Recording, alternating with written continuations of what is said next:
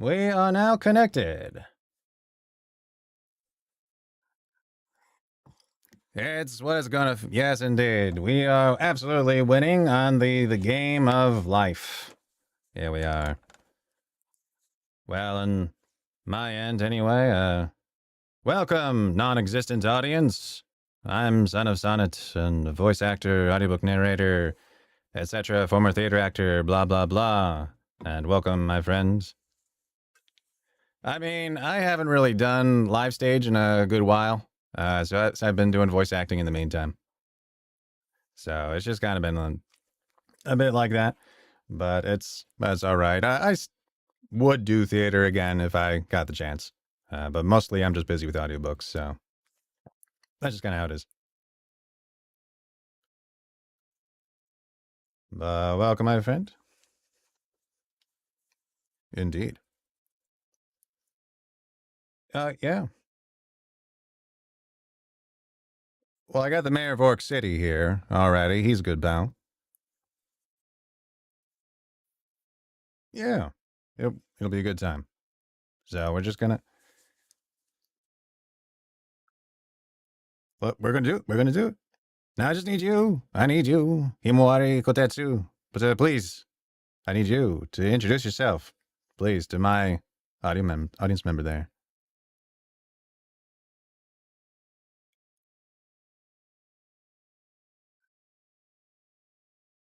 Well, that's okay. Let's just pretend we're professionals and give it a go. Yeah.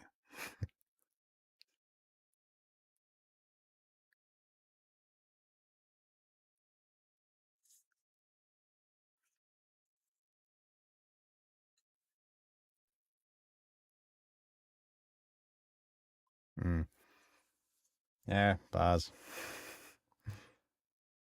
Pause, my friend. Let me say this.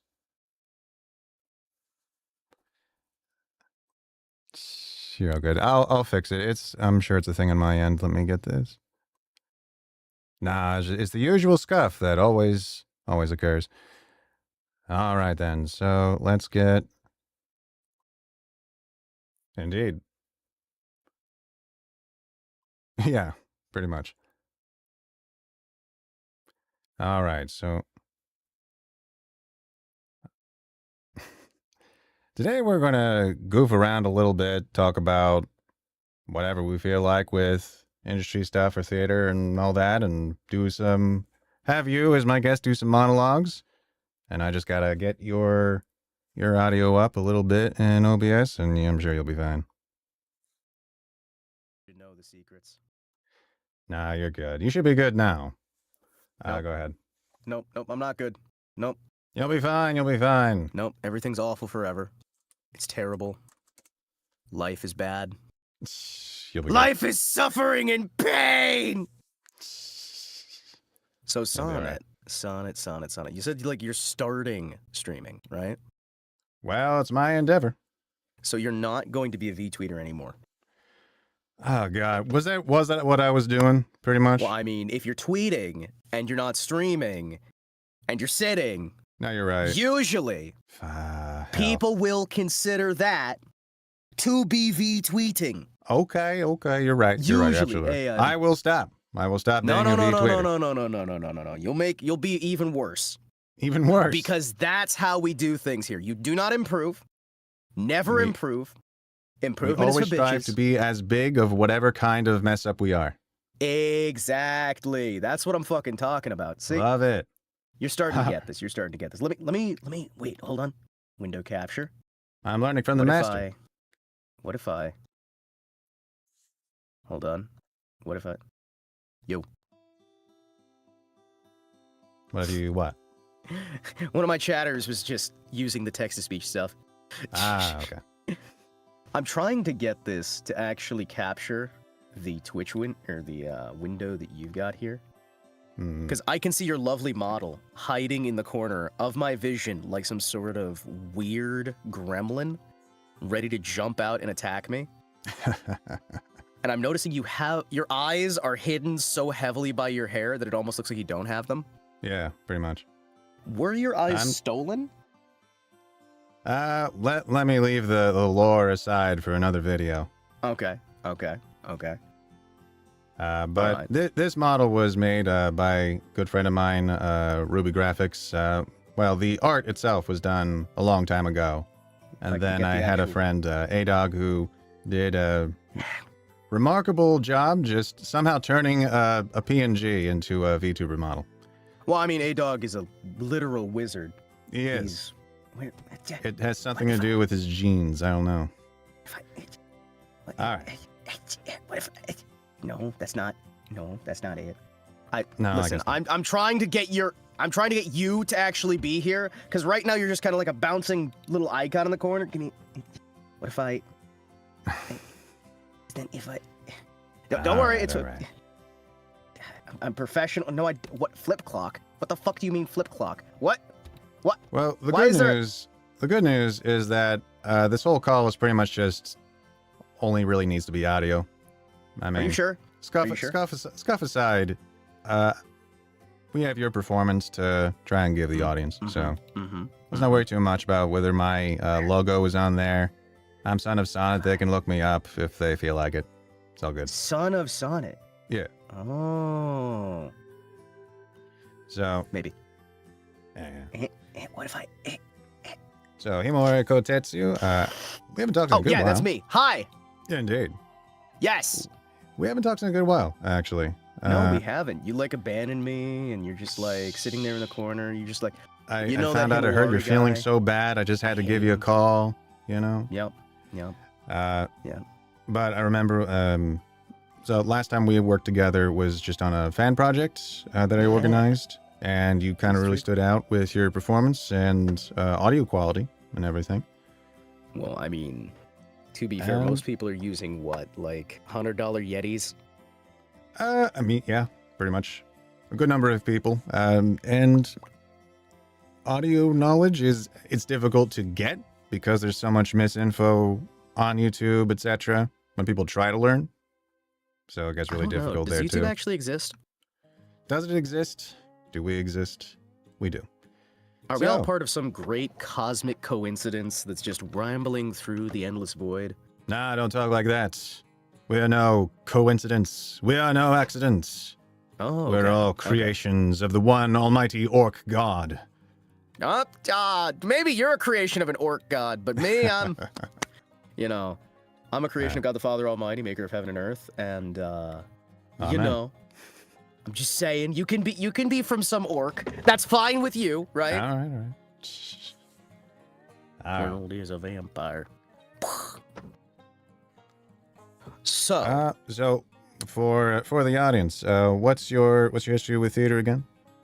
My history with theater is getting drug out for musical theater from time to time, doing some minor background vocals, and getting drug about to do a lot of stunt double work for performances, so that other people didn't have to learn how to do things as simple as a damn pratfall.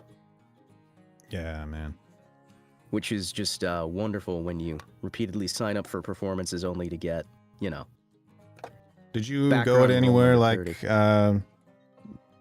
for example, I went to the stage combat workshop. I went to Nationals down in Louisiana. Oh, hell. To kind of learn stage combat, etc., and get some certifications. But did you get any kind of formal training in that?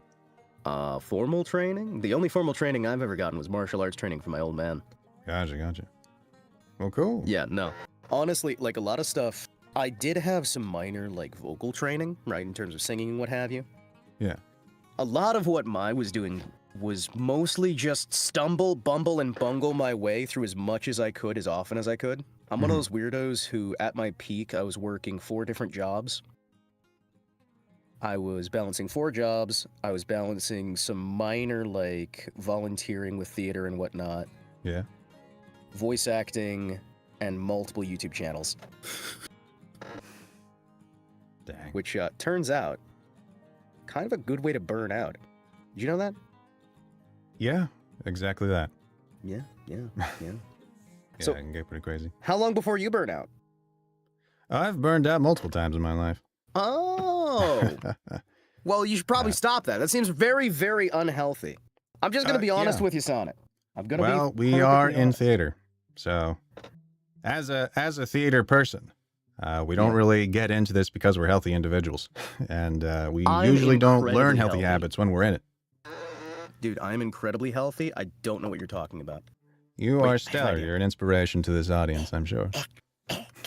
There we go. Now your icon is actually on the screen. Where do I put you? Hold on. Wait. Where do I get it? There you are. All right. Yeah. Very so cool, now, for people at home, what is a monologue? Well, a monologue is a self-contained portion of what would be dialogue on a manuscript, a screenplay, or any kind of entertainment where a script is required. So we mainly have a character who is talking sufficiently by himself, either to an audience or to another character, and usually a monologue is, well, used in different kinds of auditions, and usually it's a bit more limited and refined with all the things you got to do to narrow it down. But we're kind of we're goofing off. I gave you a little document of a few different monologues that we can go over, and now, I wanted to give you a go. What is a script? What is a script? A script is a collection of words involving scenes, characters, themes, and all added together using grammar and hopefully proper punctuation to construct a narrative for an audience that exists. And it might help if there's a stage or some. So when you're saying narrative, do you mean like what my television sets up over and over again? Or like what are we talking here? What is a narrative? Narrative. Well, a narrative is something that's composed of a beginning, middle, and end, much like a human being, and it's essentially driven by an idea of some purpose within that allotted space of time that you have, where you're going to try and entertain people, and you got like words that are used, and people say things, and they do things, hopefully. And there's always something that's kind of wrong. You mentioned another word during all of this. Stage. Stage, yes. Yeah. What is a stage in theater terms? Indeed, a stage is some kind of platform or space, usually elevated in some way so the audience is more able to see them, but not always. But a stage is some venue, some area of space where actors are performing that narrative, or skit, or whatever, vaudeville, to entertain the audience. Just where the actors are. Okay. Yeah. Well, because I mean, like my audience would be more familiar with a level that has a boss at the end. Now, is there a boss in theater? Like, are you the boss in theater? Like, if I start doing theatrical works, am I gonna have to fight you? Well, if we did fight, that would be kind of fun. I mean, to have a sparring session. It would. But oddly enough, like with my view, with VTubers and video games, to me, like VTubers are kind of like they're kind of re-engineering over time. I think they're slowly re-engineering theater a little bit. They're kind of retarded. Well, some things should not be said, but they may still be true. So, to me, VTubers are kind of re-engineering theater a little bit. Yeah. And they just kind of they kind of aren't aware of it. But they're just evolving, but backwards. Well, maybe. Whenever you play a video game, to me, like some people, the illusion is not there entirely, like with VNs or whatever, so a visual novel, and people are just literally reading it, and they're kind of performing it. So, like, I got friends that will... Reading. Yeah, what is this reading? Is it something I can do on Twitter? Well, see, sometimes you look at an object, and the object means something to you. And then you put a bunch of objects together, and then those two objects mean one thing. And so when you make a symbol, which is like a scratch, not scratching your ass, but like a mark that you make by scratching on a surface, you put those symbols together, and those things become letters, and then the letters become words, and the words become sentences, and the sentences become a paragraph, and then the paragraphs become essays. Yeah, I know, it's crazy. And then all of that is used to convey a narrative. Well, I'm a fan of Pippa, so I don't know how to read. Oh, yes, you do. I mean, I realize it's gonna make things hard here. We're gonna have like a difficult time going through monologues. It might be challenging. I might have to point out the specific meaning of every single bit of punctuation. And what exactly? Of which, hey, I did have some questions here. Sure. So in monologue 1, right? Yeah.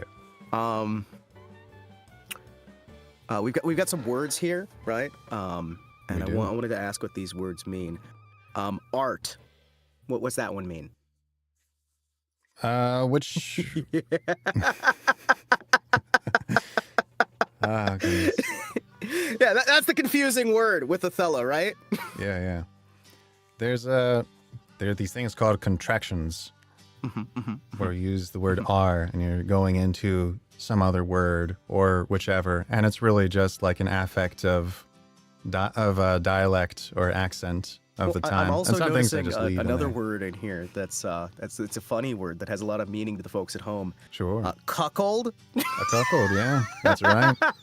We all know what cucks are, and some would say it's almost a primal fear. I am mature and talented individual who understands these things very well. Yes, of course. Which is why cuckoldry is very serious business. And why it's the subject of this monologue. So to speak. It's not the subject of the monologue proper, but, you know. So for those who have never seen Othello performed or read anything about it, could you give the folks at home some generalized context for what is Othello? Othello is a Shakespeare play. It is not an original work, but at the same time, the content of the play is primarily about a man named Othello, who is a Moor of Italy. Wait, he's a black man. Othello's about a guy named Othello? Oh my God! It's not a board game.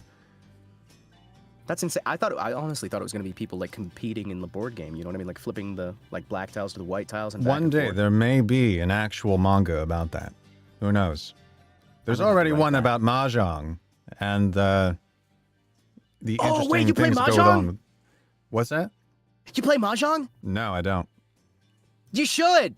One day I'll have to learn. You could learn how to play it, and then you could teach me. I have no idea how to play. I will learn just so I can teach you. Oh, thank you. It's like poker. Actually, are you any good at Texas Hold'em? It's been a long time. It's been. You're probably a lot better than me. We can play for money if you want to, but I might lose a lot. Yeah, it might be a good idea. I'll take you up on that offer. Sure, let's do it. The story of how Sonnet does one stream, goes bankrupt. Yeah, exactly. So this is the story of the man Othello, in Othello, and it's a Shakespeare? Indeed, does that mean it's got a lot of combat not a Shakespeare. In it, it is a Shakespeare. So who's Shakespeare? Shakespeare is a gentleman from the great old country of England, back from way, way long ago, many centuries ago. I'm going to resist the urge to ask you what England is. And so Shakespeare is one of the most foundational, one of the most important writers of the English language and of England. And he's one of the most written about people in human history. Didn't they also steal his skull? His skull was stolen, yeah. Was it stolen by you? No. Do you have it? What's that? Do you have it on your desk? Like right now? If I had it on my desk, man, it would be really evil. So I think that's more your area. Well, I mean, if I had it, I would use it in a performance of Hamlet. Yeah, you should have his skull be Yorick. That's what I'm thinking. You have it be Yorick. It would be good. It's how he would have wanted to go, really. Presuming he was actually a single person. I believe it may have actually said on the gravestone, "Please do not take my bones." Well, yeah. But they took it anyway. I mean, because it was funny. Whoever took it, yeah. Yeah, no, it was hilarious when whoever took it. Yeah. Yeah. Whoever has that skull should really return it. Honest. I wonder how that works. When you rob a grave, okay, and then you presumably have a family, or may have descendants. Yeah. How do you plan to pass down the things you robbed from graves, including bones? Well, okay, it's easy. All right, so there's a video, right, that was released during the Xbox One Okay. during like the announcement of that taught you how to trade a PlayStation 3 game. And I think that'll teach you how to make sure that the skull is passed down to your kids. I think it's a very similar process where you just walk up to them and you hand it to them. I mean, that's my guess. I think you need to leave it in your own will. Oh yeah, Like, yeah. You're just you need to say like my children, as I am dead, there's this one thing, this one truly valuable thing that I must give to you that I could not give to you before now, because if I gave it to you before now, you would kill me. Yep. So here's this skull. Here is the skull of William Shakespeare. Yeah. To my eldest son, I leave my 1963 Cadillac Eldorado. And to my youngest daughter, I leave the literal actual skull of William Shakespeare. To my third wife, I leave the guest bed. Yeah. It's just like, you kind of like nuzzle it in there between your problems. Yes. So now, this Shakespeare guy, he sounds pretty famous. So you're saying he's the foundation of the modern English language, right? I would say, not foundation, but he's pretty seminal, pretty damn important.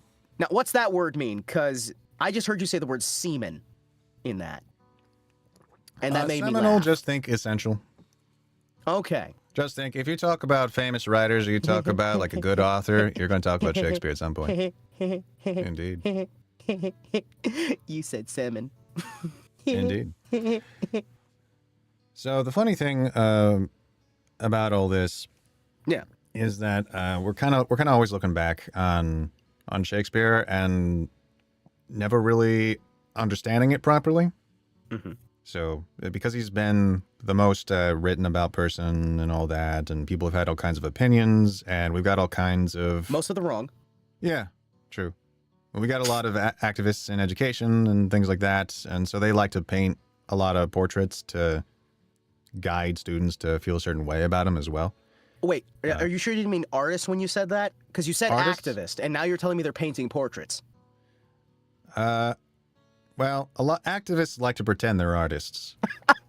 And then they just kind Ain't of that throw... the damn truth? Yeah. Oh, man. So it's... But it is fun when looking back at Shakespeare and everything that was written. And, like, I did some adjustments to the monologues I sent you so that they'd be spelled properly. But I left the punctuation alone. Okay. Because, funny enough, the punctuation is the thing that gets messed with the most. Really? Yeah. So every time one of his works gets reprinted, there's some scholar that thinks a line will read better in a different way, and then they change the punctuation of... Oh, so you're like saying all of like his the plays. classical localizers, right? Yeah. This problem is ancient. Okay. Like problems with localizers don't require a different language. They can all be in one language. They just require a bunch of people to think they know better than everyone else. So you're telling me it's not just anime, Yeah. it's also Pretty much. literature in general, and it's affecting every single aspect of day-to-day life Yep. Pretty in much. some regard or another. There's Huh. and you'll even get it from like respectable people or whichever. Well, I don't know any of them. I'm evil. That's right. That's right. Yes, very so- evil. The most evil, actually. Indeed. And as somebody Now- pointed in on my chat, taping bananas to walls, right? That is Yeah. art, though, right? Oh, that God. is No. art. Now, is that theater or is that just art? That is neither theater nor art. Oh, That is really? just someone being. That is just money laundering Wait, of some sort. someone would do that? Do you really think someone would just do that? Well, if they're learning from you, then I think yes. Someone would just go out there and launder money? Yeah. Oh, that's horrible. Unfortunately, like a lot of actual businesses say in certain actual theaters will engage in certain practices to get grants or whichever. And sometimes that will go against certain that'll just kind of mess with the artistic vision of like the plays that they can do. So Wait. So is that like a superpower, by the way? Artistic vision? I think you're thinking of autistic vision. Oh, okay. Yeah, that's a superpower. Artistic vision is more like a very mundane way of viewing how to construct a narrative. Okay. Yeah. Everyone's Now, in got a this thought context, process. the narrative is the story, right? Yeah. Okay. The narrative is the journey from point A to point B of Kotetsu wants a sandwich, but the thing between him and the sandwich is a black hole. I'm sorry. Are you seriously leaking my new light novel? Yes, the light novel where you're talking about your dating life. Yeah, no, seriously. It's kind Yeah. of horrifying, man. I Yeah. didn't expect you would be this, openly willing to share things that we talked about in private, just like right in the middle of the stream. Well, we were just talking about Mushiko Tensei, and you were saying that it was a very aspirational work. You can't just call me out like that. You can't just call me out. Why? I bring you on here, and I'm like, listen, small autistic child, I shall raise you up and bring you onto my super popular show that has ones of viewers. But don't tell them my secrets. And you immediately go, hey, here's the secret. I'm sorry.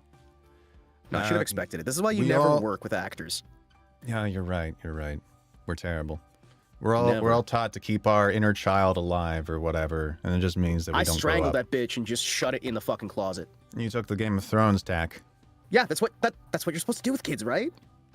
That's what you're supposed to do, right? No, not really. No, you're not supposed to. No. What do you mean, no? No, but then again... Isn't that Othello's solution, though? No. No, that was Hamlet's solution, right? Othello does have one heck of a solution to his problems, but my goodness, it's quite a journey to get there. You could almost call it an odyssey, but wait, that's a different artist. Yeah. Oh well. But Othello's a soldier. He's a black man. He's in the military, and he's actually made a good name for himself in the army and everything. Okay. And he's still got some tension with people, primarily. Well, and it's now, was this in the 70s or how long ago was this? Sure, think of it as a better dressed version of the 60s. Oh, okay. Yeah, you can so think this of it was like that. The Korean War then? Maybe.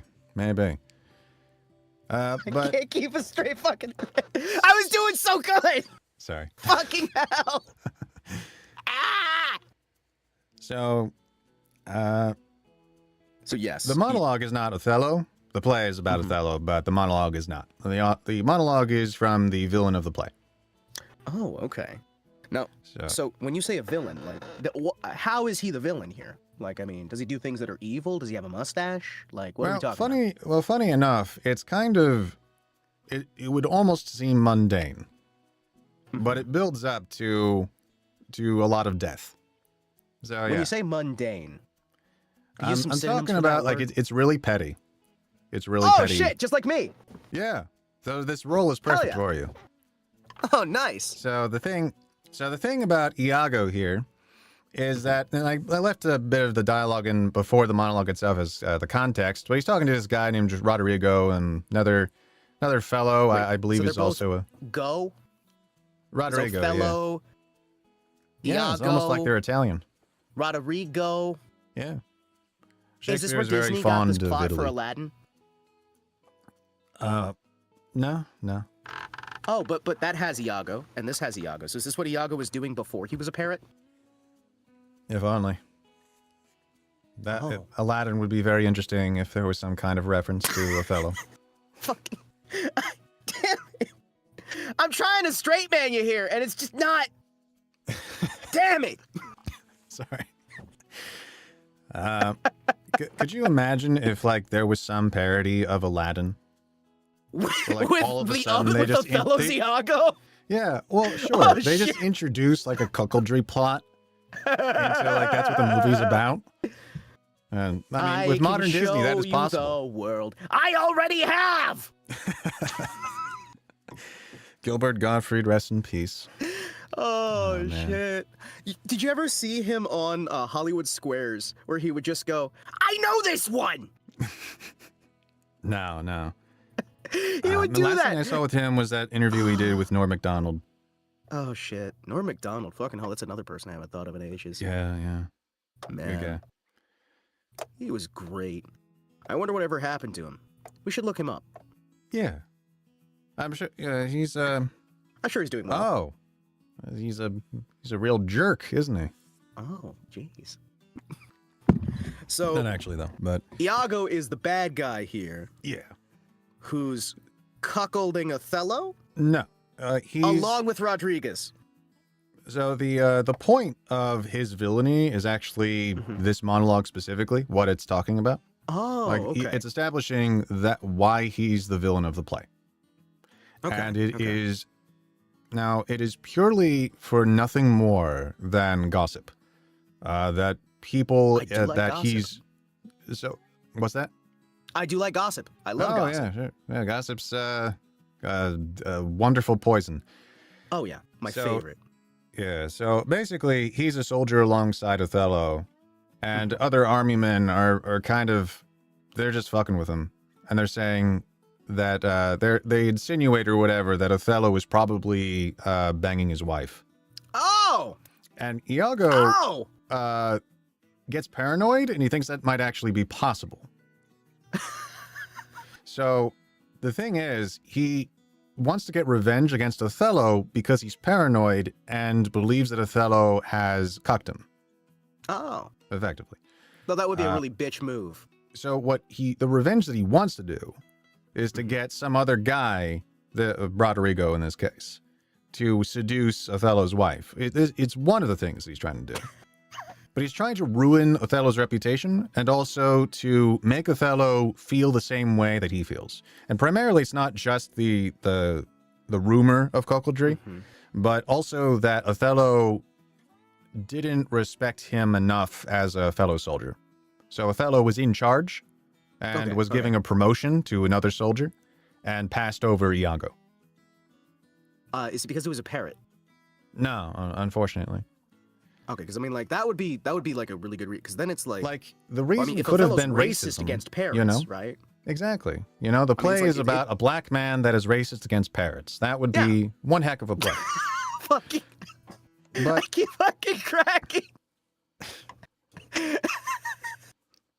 so I'm now imagining sitting down, expecting Othello, and you have Gilbert Godfrey as Iago in a parrot costume. But it is funny when you think about the way the character is portrayed. So Iago will get portrayed in a lot of different ways. Yeah. And especially because we kind of tend to know Shakespeare characters just from their monologues and not from like the whole play itself or the scene. Not from the rest of the context. Right. So you'll look at something like Kenneth Branagh does a performance of Iago, and he's got like his monologues on YouTube, and he plays him. You'll see that very sinister portrayal of him, just in a way that he's good at portraying. Yeah. But the thing is that Iago's actually a really sociable guy. He's just got brain worms. He's paranoid about something, and he has probably like a certain kind of switch that allows him to just adopt a different personality almost. Are we talking about the Switch 2 or oh man, like no. the Switch Lite? That like, would be which too version expensive. Are we talking here? Like we wouldn't have enough money for production if we had the Switch 2 involved. Okay. Well, you said a different kind of Switch. I was going to make an analogy to like performers or VTubers and how they're supposed to be a character when they're performing or whichever, but that usually isn't actually the case. But you know, wait, people they're can not? turn a switch on, and Iago's kind of like that because he's good with talking to people. He's a sociable guy. He's actually friends with everyone, but then there's just this one thing that happens. Like he has like all the reason to believe that he would be given this position. It's given to someone else. That's also a guy of noble character. And Iago is furious with Othello, and he needs to, and he kind of needs to get back at Othello. And the is eating at him is the idea that he's been betrayed in more than one, like the betrayal that he feels from Othello is the thing he wants Othello to feel. He wants Othello to feel betrayed by the woman that he loves, because Iago has also been made to feel betrayed in multiple levels. Yeah. So like when he was passed up by for the promotion for being a parrot. Exactly. Okay. Yeah.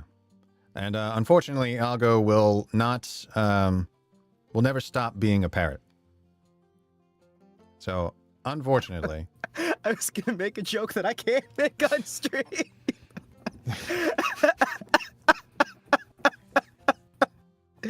I'm evil for more than one reason. It's great. It's fucking great.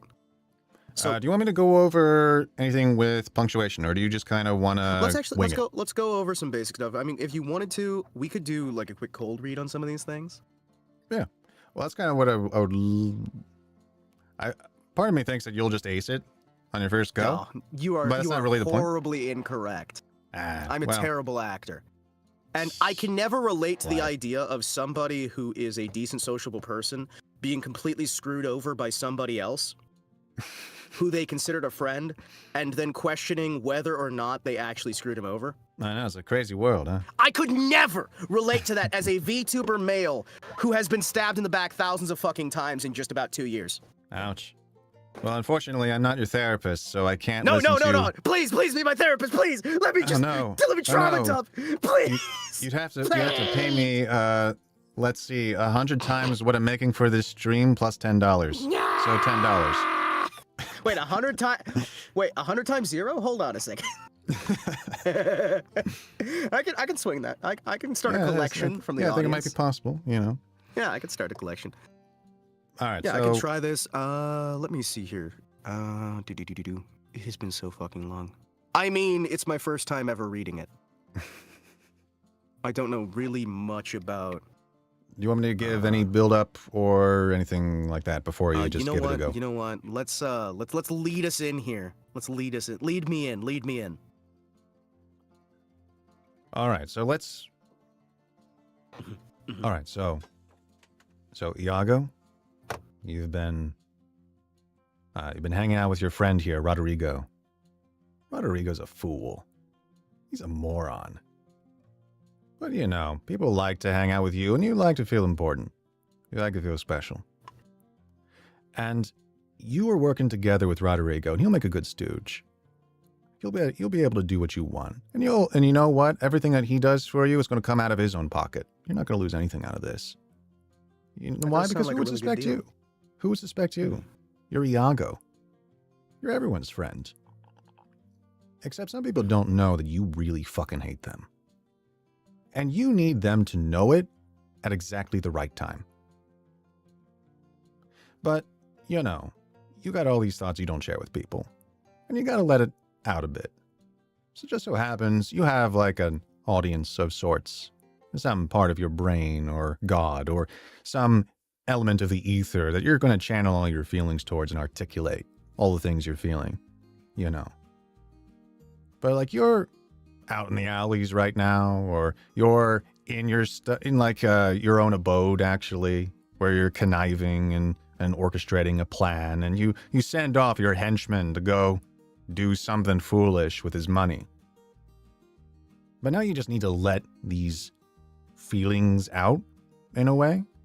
It's all pent up because you really fucking hate Othello for what you think he did to you. And you don't even know if he actually did it, but your rage is so intense, you don't even care if he did or not. You are in a way, you're chained to that feeling, and you need to do every conceivable thing to make that anger satisfying. But right now, you just gotta communicate how important this is to you. And you got a willing audience that's just gonna listen to you. Are they hanging out behind the fourth wall? They are. Just beyond the fourth wall. Yeah. Whenever you're ready. Okay. But right now, the first line though. Yeah. Thus do I ever make my fool of my purse. Just imagine that you are waving off your henchman with that wonderful face that you give to everyone that they love to see. Oh, that smile that people always tell you to have, and they compliment you. Oh, okay. And you're like, yeah. Okay. Yeah, so right now, it's like, that's what you're doing, and then you go into this monologue. Thus do I ever make my fool my purse. For mine own gain knowledge should profane, if I would time expend with such snipe. But for my sport and profit, I hate them. And it is thought abroad that twixt my sheets she has done my office. Oh, fucking hell. You're right, that punctuation. You're Sneaks up immediately on you. right. It does! Let me try that again. Thus do I ever make my fool my purse. For I mine own gain knowledge should profane, if I would time expend with such snipe. But for my sport and profit, I hate them more. And it is thought abroad that twixt my sheets she has done my office. I know not if it be true, but I for mere suspicion in that kind will do, as if for surety. He holds me well. The better shall my purpose work on. Cassio's a proper man. Let me see now. To get his place, and to plume up my will. In double knavery. How? Let's see. After some time to abuse Othello's ears, that he is too familiar with his wife. He hath a person, and a smooth disposed to be suspected, framed to make women false. The more is of a free and open nature, that thinks men honest. That but seem to be so. And will tenderly be led by the nose. As asses are. I have it. It is engendered, hell and night. Hell and night must bring this monstrous birth to the world light. Meh. Meh. Meh. Meh. Now, Hey there, buddy! It's me, Danny DeVito! Now, some things you were saying got a little bit lost with me that I think might have been the quieter sounds, so... Hold on, I can do it again. Hold on, I have an even better idea on how to deliver it properly. Okay. Hold on, I have an even better idea.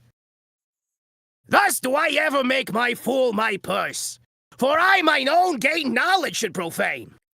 If I would time expend with such snipe, but Nah, don't worry about for it. my Don't worry about it. sport and profit, I hate them more. And it is thought abroad that twixt my sheets she hath done my office. I know not if it be true, but I, for mere suspicion in the kind, will do as if for surety. He holds me well. The better my purpose works on him. Cassio's a proper man. Let me see now. To get his place, and to plume up my will in double knavery, eh? How? Let's see. After some time to abuse Othello's ears, that he's too familiar with his wife.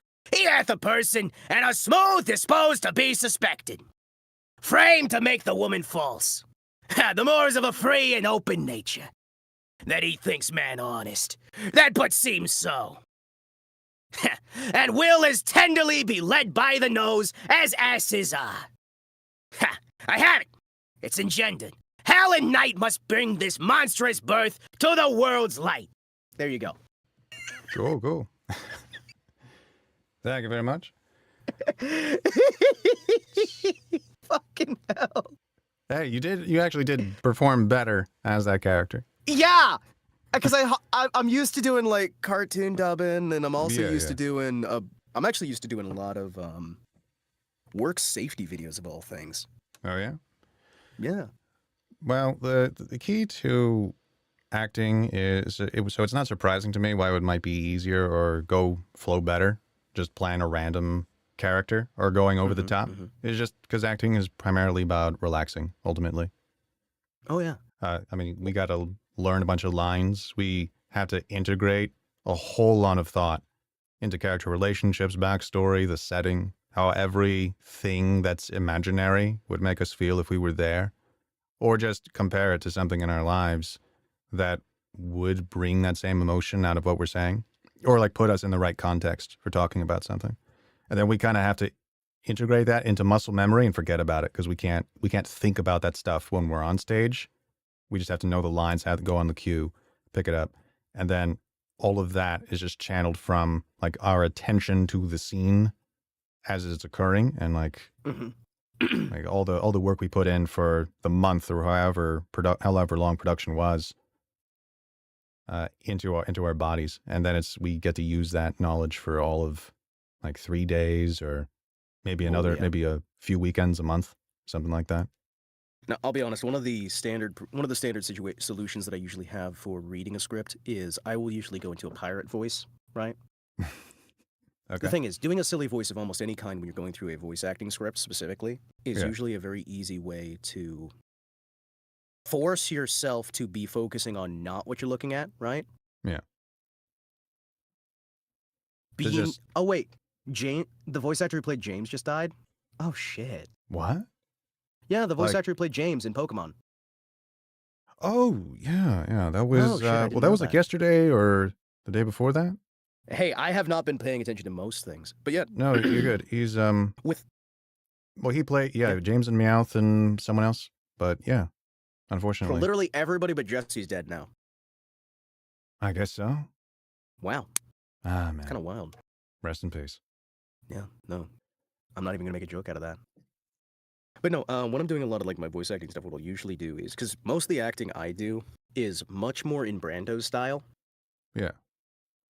For those of you who are not aware, Marlon Brando would have the lines on cards around the set with little, like, directions on each of them. He would not memorize a script. When did he pick up that habit? I'm not sure how early it was, but it's one of the things that he was best known for, right? Because it's what he did, right?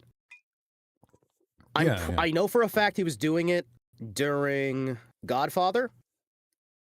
I know that he did it during Apocalypse Now, right? But I'm not sure how far back it goes, right? Man, probably whenever he had like his big physical transformation. Because like what he would do with this stuff is when he tried to memorize, right? Yeah. He would try to memorize the lines and it just wouldn't turn out right. So he started on a whim, just doing this like, we'll post it around, then he can look at it, see it, look away from it, then deliver the line. So he wouldn't be looking at it, but it would be physically in the room with him. And that is such a wild way to go for these things. And that's more like the kind of mental headspace I like to go with that. Where I'll do 1 or 2 little reads here, run through this stuff on the fucking spot. And then during the actual moment of the delivery, I will look at it ahead of time, look away, look back. Okay. Because you never want to be delivering what you're reading. Okay. And I'm not sure how well that works, but it's gotten me some work, so it can't be all bad. Hey. Oh, wait, Jesse's actress is dead too? She died last year. Ow. Shit. Oh, man. That must mean there's a job opening for Team Rocket. Because they lost their, like, 3 best Pokemon talents. has to still be going on. There's no way it's not. Oh, yeah. But I don't even know if those characters are still part of it. Well, they have to be, right? Well, Ash is retired. So the Team Rocket might be as well. I'm sorry, what now? Well, Ash is no longer the main character of Pokemon, right? How? Yeah. He's always the main character. But he grew up. What?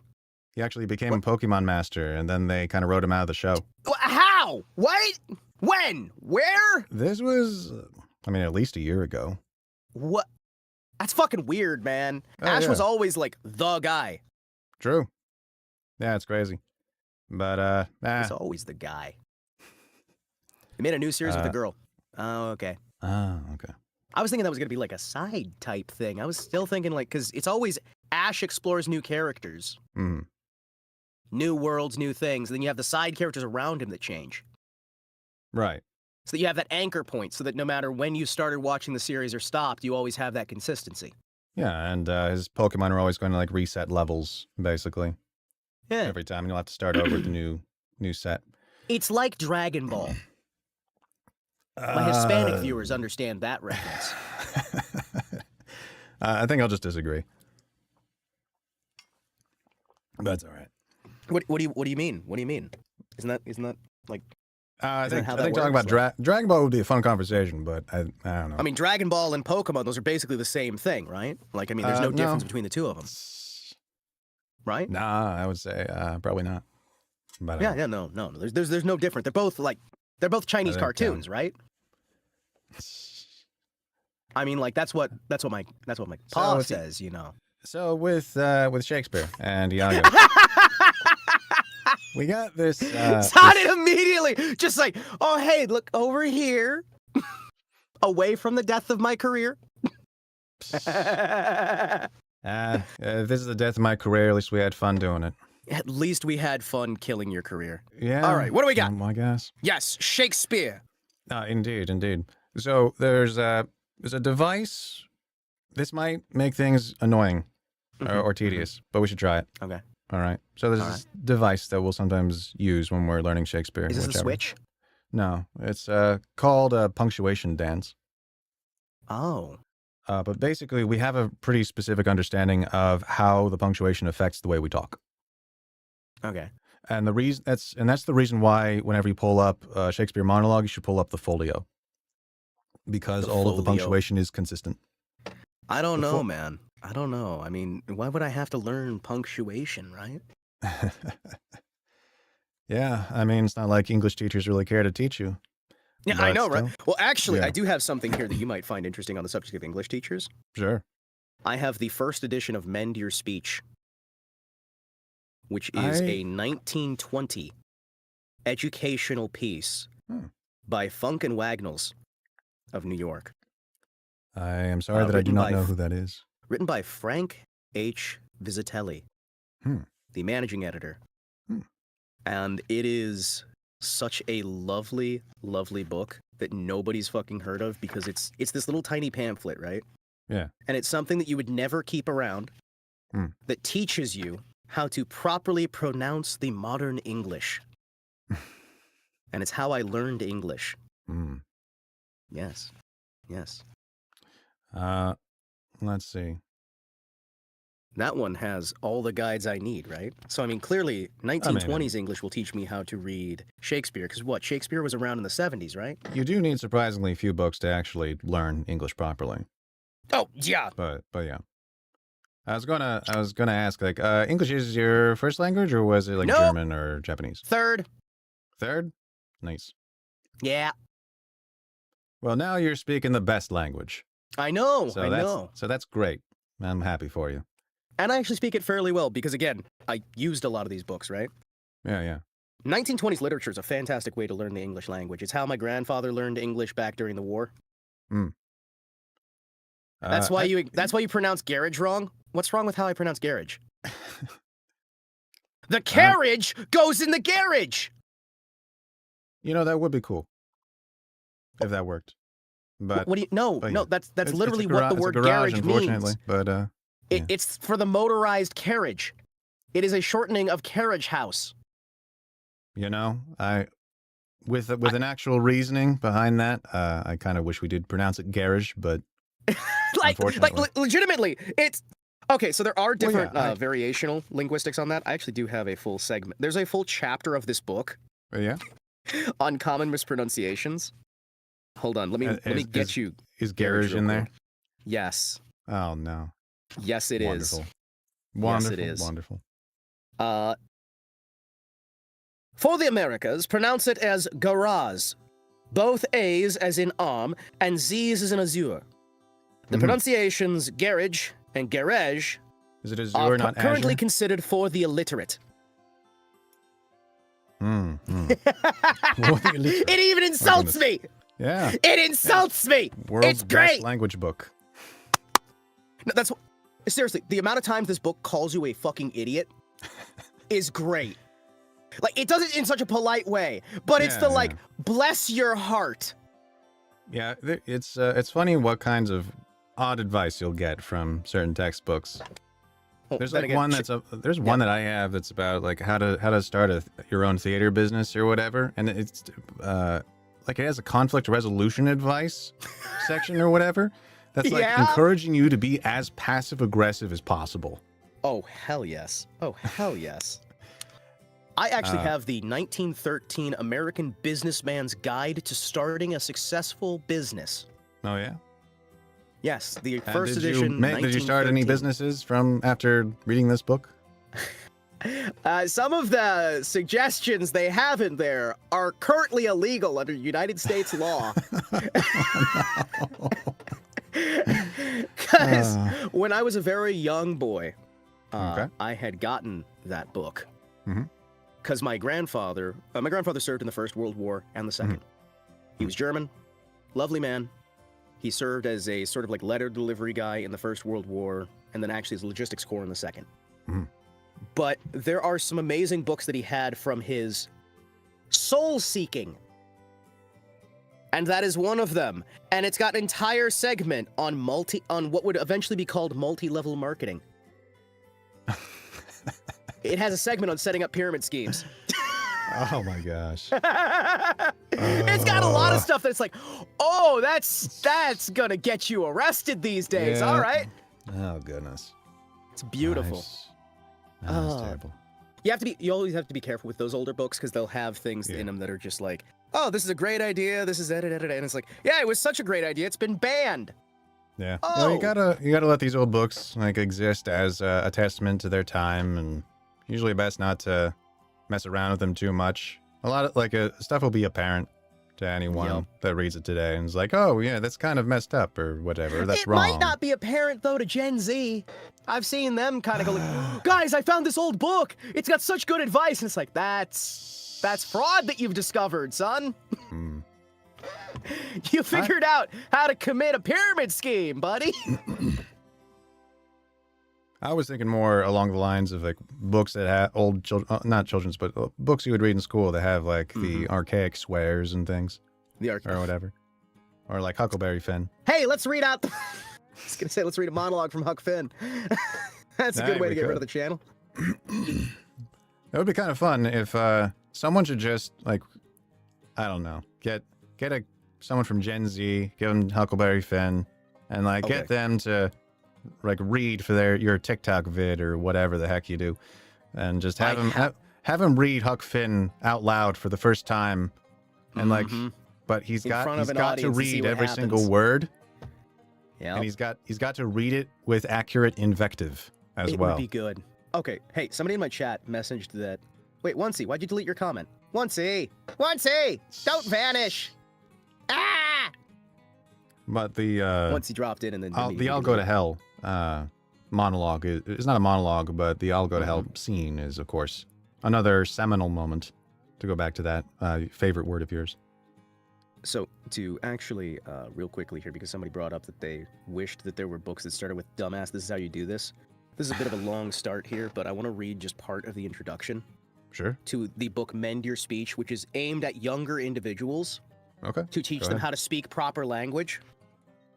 Go ahead, man. Words that are correctly spoken or written are frequently the paving stones of the highway to social advancement and commercial success, but each stone must fit by the side of its neighbor if one is to attain that level which forms the smooth sentence. Even as there are misfits in the paving stone, so there are misfits in words. English spoken and written correctly is a disidertum. I still don't know what that word means, and it doesn't explain what that word means. A what? Desideratum. Desidereratum. No, sorry, spell that again. Desidereratum. This means I hope you're having a great time. I am having a great time. I'm hanging out with Sonnet, who's a cool dude. Something considered... thanks, man. You too.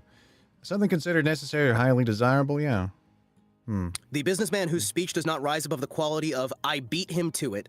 He slipped one over on me. They couldn't deliver the goods, i.e. perform their promises. Who chews the rag about such a business sounding good to him. Who believes that he said a mouthful when he acquiesced with an, I'll say so, is calculated to jar you and is one not likely to rise himself. Likewise, the woman of the awfully nice class who adores lobster, wants it the worst way but is not stuck on the place, and would rather go someplace else where the eats are better, may pass for a woman of refinement if she could keep her mouth shut until she learns to say correctly what she has to say. There is also her companion given to the extravagances of speech as well as of dress that are exasperating for their exaggeration, the woman whose least malaise is an agony, to whom every slight mishap is a fearful accident, whose latest groan is simply adorable, and whose favorite of the opposite sex is awfully jolly. These are those who have such an elegant time that one might be forgiven for wishing in all charity that they might die laughing before they attain their ambition to rise in society. That was a mouthful. It goes on for... This introduction goes on for 10 pages. This is reminding me of those Tolkien memes. It is 10 pages of telling you that you're an absolute abomination who's desecrating the English language. Tell you what, that approach gets people a lot of followers these days. Like, that's why I was saying, like, when somebody in chat was just like, I wish a book would call me an idiot. It's like, dude, the first 10 pages of this is a diatribe. I have to go back, because there's an old video of, like, how to be a voice actor. And it was written, it was done as a series, like 5 videos or whatever, but it was done by the guy who did that VN that's like Class of '09. That guy. Oh yeah, I know the one. So, yeah, so that was what I knew him from. And, but the thing is, he speaks in a very aggressive, authoritative way, in a very, very confident way in all those videos, and has a very strong opinion. As you have to. Yeah, yeah, and it's very effectively done. So I have to kind of go back and see if I still gel with everything that he said, because it's kind of like... You honestly should. I mean, like, legitimately. Well, yeah, actually. Always go back to the stuff that you learned earliest on, because you might find that your very foundations for your understanding of acting are completely incorrect. Yeah. Yeah, that can happen. Or your understanding of anything, really. I mean, that said, it's like... Well, yeah, it's kind of like... Oh man, I had one workshop I went to where I think the woman thought that she knew better than Aristotle or something. She kind of said something along the lines of, she was starting to critique Aristotle, and I just started to cringe and realized I was wasting my money. Yeah. And unfortunately. Because, well... Does she know better than Machiavelli as well, or...? Thankfully, she was restrained enough to not go into too many other people about that had wise words about theater, etc. I'm just saying, like, because I'm waiting to hear how she was talking about, you know, oh man, that Machiavelli, he had some terrible ideas and never had anything good and didn't know nothing, but you're gonna learn yourself some good edumacation here. I'm waiting for it. I'm waiting. There's yeah. Who's up here talking shit about my philosophy, Oshi?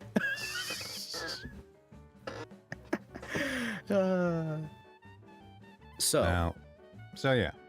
Yes. Iago here. All right. Iago. So there's a different way to think about. We can walk through it, or you can just kind of do whatever makes you most comfortable. I need to find out about those sentence structures, because let's go over punctuation. Punctuation. So, like, this is just an easy guide to help people if they try Shakespeare for, like, the first time or whatever.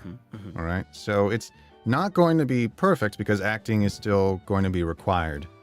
Wait, but you're telling me acting is an art, not a science? It kind of involves work and learning, and yeah, this kind of is an art. Work? This involves education? This involves... It is amazing that art does kind of involve objective things and actual effort. I'm sorry, I thought that it was... like a business science, like, you know, something you could just, like, get done and, like, crank out in, like, 5 minutes with AI. Oh, God. Yeah, I have like, a personal... future of acting, right? I have a personal goal where I can convince at least one person to not refer to AI generations as art. They should just be called gens or something like that. What do you mean? What do you mean? Yeah, because they're generations. It is art, right? So they're generations. It does all things, doesn't it? I think whoever makes them also shouldn't be called AI artists. They should just be called genners or something like that. Well, which generation? Well, they're the AI generation. Generation AI?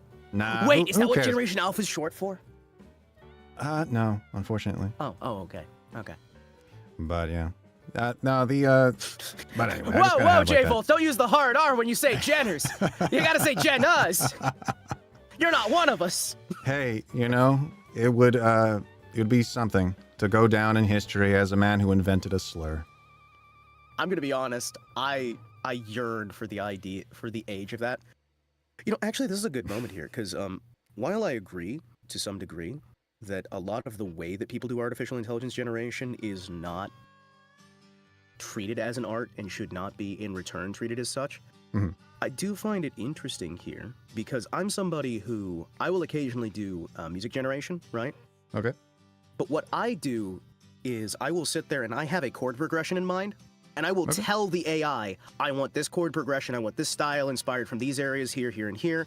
Yeah. I will give it the exact lyrics, and I will generate by 10-second segments. And the question is, how much input as a creator do you have to have on the generation before it is an art? You know what I mean? Yeah. Because I know a what you mean. 2-minute song could take me 15 plus hours. Not of generation, but of tweaking, of adjusting, of telling it and giving it these different like chord progressions, these different little elements there, right? Well, it'll take you 2 weeks to get the AI to generate it. The actual generation of the AI itself is usually only like about 20 minutes. No, I don't know what you mean, but like the planning of instructing it to give you that piece that you want. You can get it done in like a minute, right? But if you actually want decent quality with this stuff, you are tweaking variables, you're adjusting bits, you're feeding the AI's own audio back into itself and adjusting it. Right, you're organizing your ideas into instructions to give to someone else to create. In this case, not a person, but a bit of software. Is that fair? I could see that as certainly a thing here, and I feel like this is a good talk to have on this, you know? Sure, yeah. So, but the thing is that job is not what entails, say, an artist's work. Just handing it off or giving it to someone else. Would you say that instead of an artist, that would then be a director's position? It would be closer. It would be closer to director's position, but I think a producer is also probably more accurate in a way. Ah, there we go. You are a now, for the producer folks or at home, something? what is a producer? Well, you're the guy who kind of looks at what resources you need to buy in order for the thing to actually be constructed. Yeah. Yeah. So what you're saying is people who do AI generation would be more AI producers rather than artists. Yes. Now, do you think people would be less offended if they just called themselves that instead? Or you know, it would be nice. It would be nice if there was that level of deference of saying, "Hey, I'm a producer. I'm an AI producer or whatever. I make this stuff. I produce this." Because even like with the art stuff, because again, there is a lot of things you have to like be tweaking and adjusting and changing. Sure. It is a very, very hands-on experience to get an actually like good generation out of anything, right? Oh yeah. I mean, you just take a cursory glance at what is generated out there. Oh yeah. And it's just a ton of trash and bloat. Well, and that's because nobody actually goes through, because there is there's plenty to learn. There is positive and negative tagging as well. And you have different weights that you have to apply to your different tags. And while it can understand a word, right? Right. You have to apply weights to that word, you have to apply training to that word, and you have to apply weights to the training itself. It is really, really complicated to get it done well. And I will tell you right now, firmly here, AI has been around a lot longer than people think, and I can guarantee you haven't noticed it in some of the places it's been used. Yeah, I think a lot of us have a bit of a mundane understanding of what constitutes an AI program. Back in 2010, was it 2010 or 2011? I want to say it was 2010 or 2011. I saw a video of myself robbing a convenience store that was generated by a friend of mine that had access to a high-level government render farm. Really? Yes. We were able to do this over 15 years ago. There are companies who, as recently as 10 years ago, as recently as about 10 years ago, we're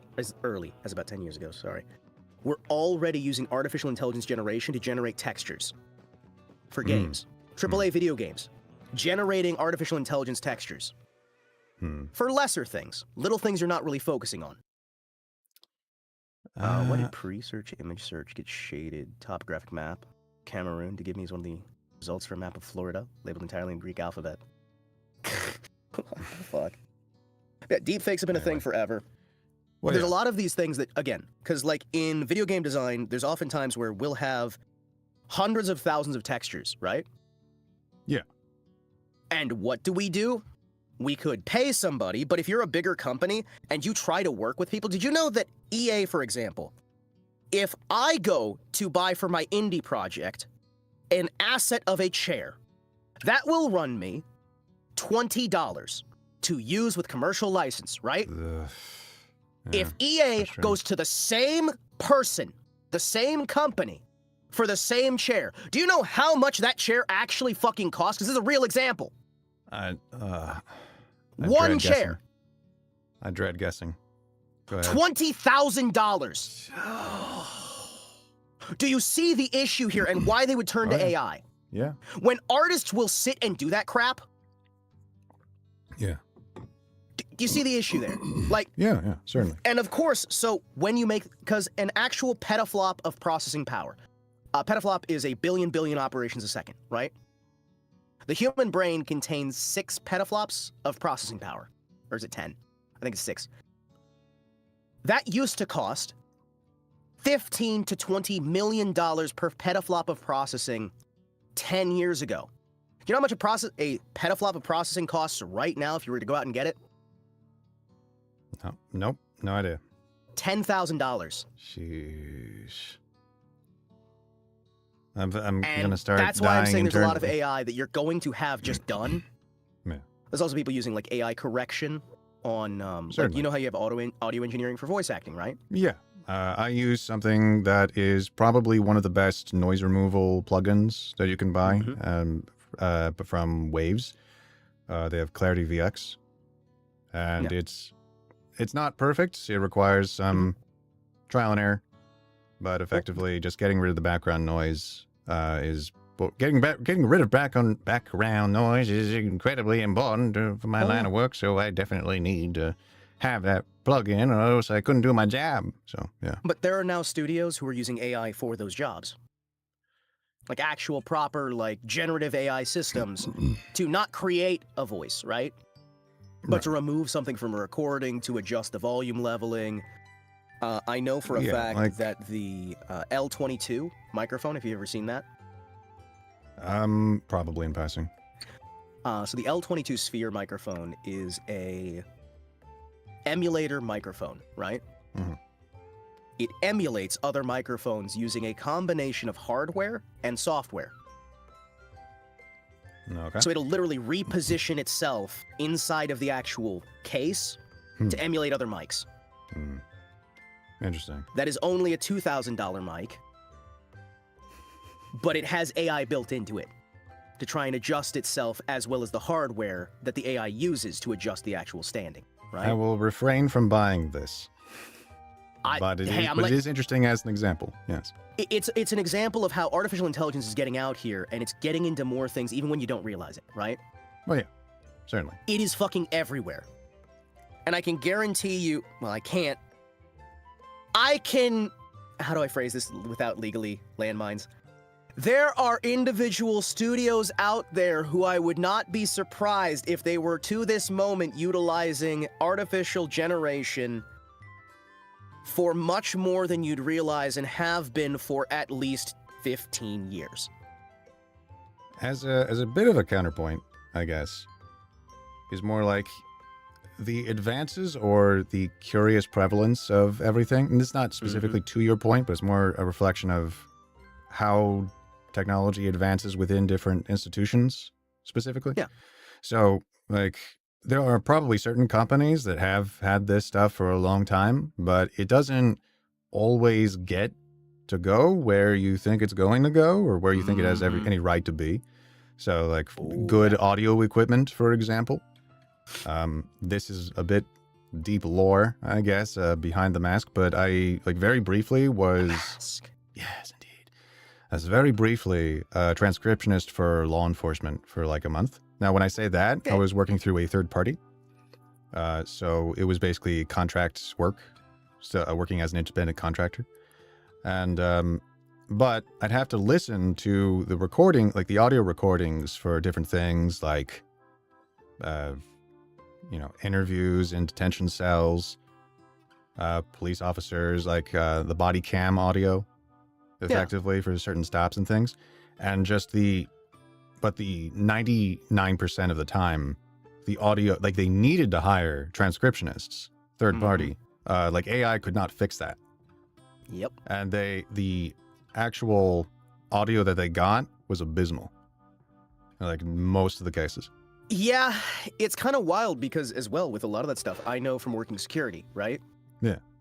You would be deranged if you figured out just how much they pay for dog shit. Oh gosh, yeah.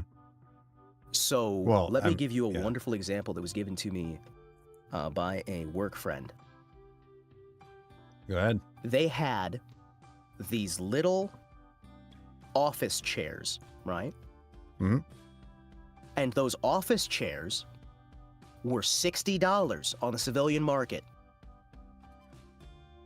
They had to pay $30,000 for those chairs because they had to be certified as having passed testing. Oh goodness. So we have a lot of like really crap quality stuff that they're paying $20,000, $30,000, $50,000, $80,000, $100,000. Mm-hmm. Those mics you're probably working with, you'd be thinking, oh, these sound awful. This is like a $10 mic at most, right? They probably paid a few grand for each of those. Yeah. It's just ridiculous. Just so you can have somebody stamp a cert on them. And I can guarantee you they're made in the same factory as the $20 version. Mm-hmm. With the exact same standards. Yeah. Some malls there'd be a photo booth that shows you what your baby would look like. Was the company contracting with the government? Yes. Yes. All right. Yes. So I had the wonderful joy of, you're not contracted with us, you're contracted with someone who's contracted with us, so we won't give you any of your contracting benefits. And I got to find that out after I was injured on the job. Because we'd been told, well, we're contracted with government, and so you'll be protected if anything happens. They wouldn't tell you until something happened, oh no, we're not contracted with you, we're contracted with so-and-so who's contracted with such and such who's contracted with you. Mm-hmm. So you don't count. Jeez. They love doing that shit. They fucking love that. I can't ever say that I was contracted by the government, right? Because I wasn't. No. Right. Oh. So, all right. And that kind of anger gets me about as angry as Iago is about the fact that he got cucked. So let's go over punctuation real quick.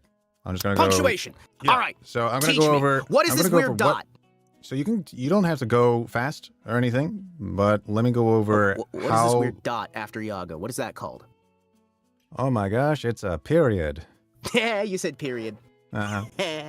So every time you see a period, it's a downbeat. It's an end stop. Okay. You're not going to talk like a lady during this.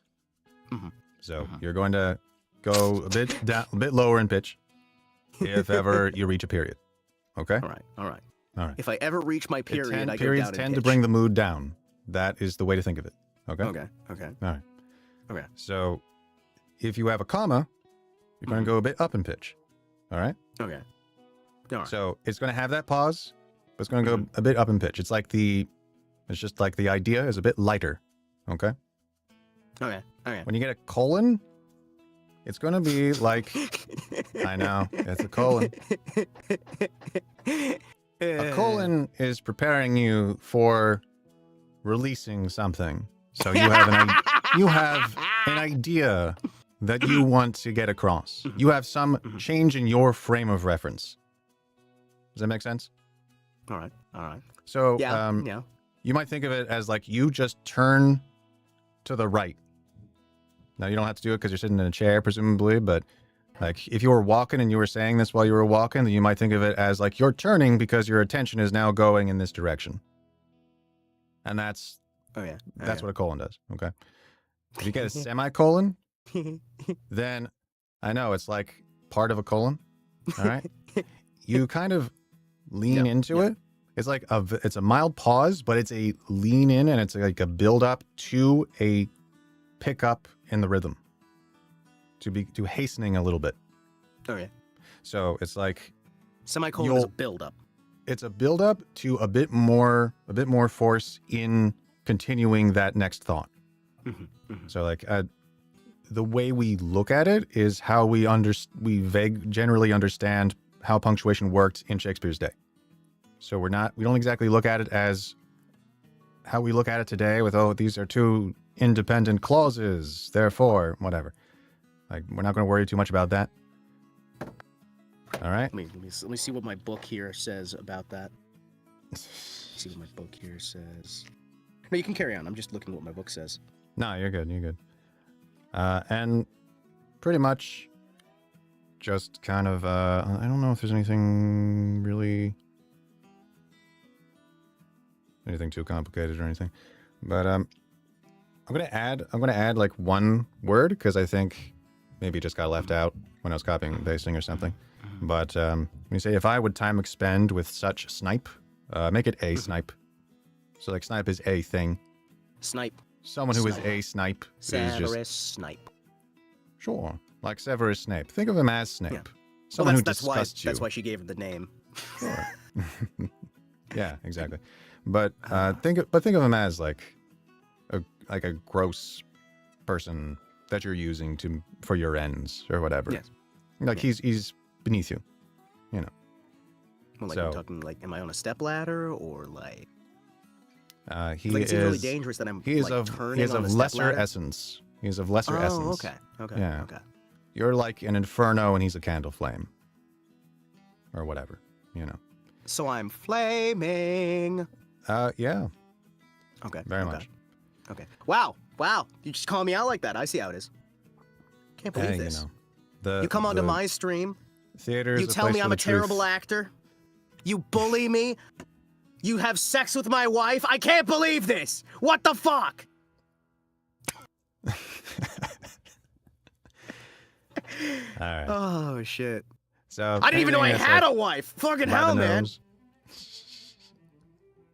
Anything that's like by the nose or whatever, you know, that's like, it's all condensed, it's all crammed together. And there are two other things, two other terms I'm just going to throw out. So there's, in poetry, there's a thing called enjambment, and there's a thing called caesura. Or caesura is how the U.S. pronounces it. It might be like caesura in England, but it's something else. But the fact that you just is, said that I have to think of Benjamin and Kashira. not quite, but I have to think of some like music lady and some music guy. All right. So enjambment in poetry is when you're reading a line and you just kind of run into the next one. Because a lot of people like to read a line of poetry and they just kind of naturally stop briefly and then they do the next line. Enjambment is just you read these two lines of poetry like they're a single sentence. Oh, okay. Does that make sense? The lines are jammed together in their actual performance. That's the thing. So generally, you might find it a good rule of thumb. If there's not punctuation at the end of a line, you should consider this enjambment and just go immediately into the next one. And that is a rule of thumb that might help. Okay. However, there's that thing called caesura. The thing that is more pleasant to say than kashira. So caesura is the natural pause of a line. So, despite ourselves, no matter how much we try to get things perfect with punctuation, sometimes the natural pause of a line, of how you're reading it, is just, it exists without a mark. So caesura just means that my rage, sometimes you will have a need to pause the line or whichever, and you just need to trust yourself. Okay. That said, you probably know it's not going to be pausing after every single word or something. So like that I might have been tempted to give it a Shatner read. Hey, you know, the audience would be entertained, I'm sure. They would. And really, like at the end of the day, right? Like with half the stuff I'm doing here, teeing stuff up so you can send it home, right? Sure. Did you want to do this monologue again, or do you want to move on to another one? I do. Because, like, at the end of the day, a lot of what we're doing here is entertaining. Yeah. And even if we get nothing done, the point of a stream is to entertain. I did my first stream in the summer of 2008. 2008, really? Yeah, shortly after YouTube Live, which was their concert that they did, and they showed that you could actually use, I believe it was QuickTime. If you use command line prompts, you could actually use QuickTime to stream video footage onto the internet. And if you had a website, you could have people watch your videos from the internet in 144p. Yeah. Nah, man. With only like 5 or 6 minutes delay? It's fucking crazy, man. Yeah. 480p used to be just amazing. Well, 360p was the standard. 480p was the big one that they adjusted to, because I remember when they did the whole like increase to 720 and everyone was just fucking Oh, yeah. what? Exactly. Remember having to shop between the different like composite or component cables? Yeah. Yeah. Yeah. That My camera, my really, really nice camera that my family got me, I have to use good old cables. I've got my composites that I can convert to a capture card that I can then capture this really nice camera with. Still looks better than what I can get with digital. Still looks fucking good. Yeah. Well, I mean, when you're like having the image like really small, right? Yeah, yeah. Despite all my rage and time, I'm still but a varmint in prison. So yeah, we can try this again. We can try this again. Let's do it. Go ahead, man. Heck yes. Wait, QuickTime worked? I thought it was a virus. My mom got into her PC and I could never get rid of.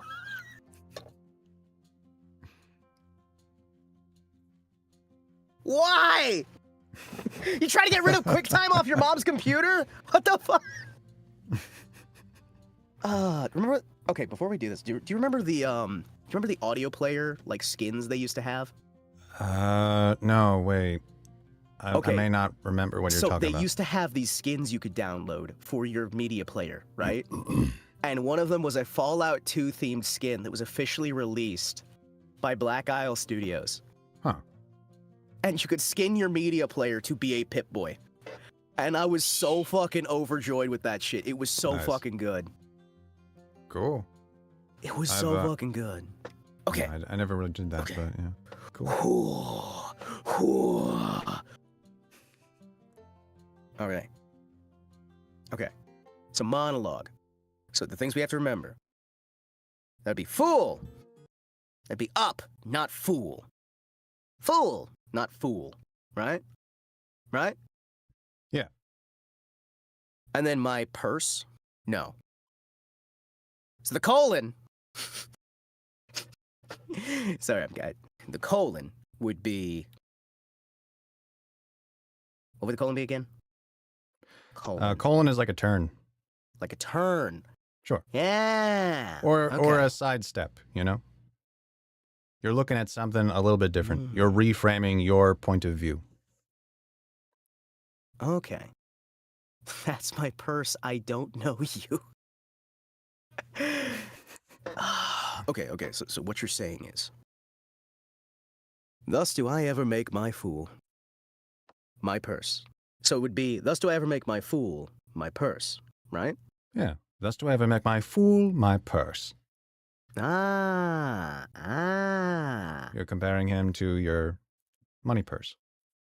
Ah, that's right. You know, actually, it is probably a better idea if I just analyze the actual words here in the understanding. Sure. So I'll tell you what I take about this, and you can tell me how I'm wrong, right? Sure. Go ahead, man. Okay. Thus do I ever make an idiot into a gain. Yeah. Eh? Yeah. Okay. For my own profit, for I my own gained knowledge should profane. So for my own education, I should damage myself if I would expend time with such a snipe. You're saying that you would demean yourself. Yeah, demean the self. Yeah. To get there. Yeah. I would become a miserable little pile of secrets, but enough talk have at me. Okay. But for my sport and profit, instead, for my benefit and entertainment, Right. You talk to him because it's for your amusement and for your money, not because Okay. he's your friend. I hate the Moore. Why does he hate the Moores? Does he hate Michael Moore? There's a lot of reasons to potentially not have a favorable opinion of Michael Moore, but Yeah, he is yeah, there unrelated. really is. That whole time he invaded England, I know, it was terrible. it was awful. He was a one-man job too. Can you I believe know, it? I know. I know. He's just I know. that big of a presence. But He's really made a big impact on the world. So the thing with the colon here Mhm. is that on the one hand, it's like the justification for why you would hang out with someone who's beneath you, who you kind of hate. Why am I hanging out with this guy I hate? Because I hate this guy more. That's kind of the comparison that you're making. Okay. Some people, they tend to make that a very dramatic change, sometimes like it's a whole new thought or whatever. I mean, to me, that kind of just sounds matter of fact, because, like, when I'm reading this stuff, it almost still feels like it's the same friendly guy standing there, and just slowly he stops caring that they're standing there. Sure. Like, my initial read through this stuff is literally just, it's you're hanging out with your friends, right? And your friends all Gaston, you know what I mean? Like the Gaston setup, where it's like they love him, they adore him, and you're starting out with that sort of, like, I'm talking with my friends, I'm hanging out there, and then it's that slow, unable to even consciously recognize as he's bringing out more of that. Like, you're talking to your friends, you're explaining, I don't really like hanging out with this guy, but... Right. Then falling apart. Yeah. It is thought abroad that twixt my sheets, she has done my office. Has? Is that how you're pronouncing that? Just has. Has. Okay. She has done my office.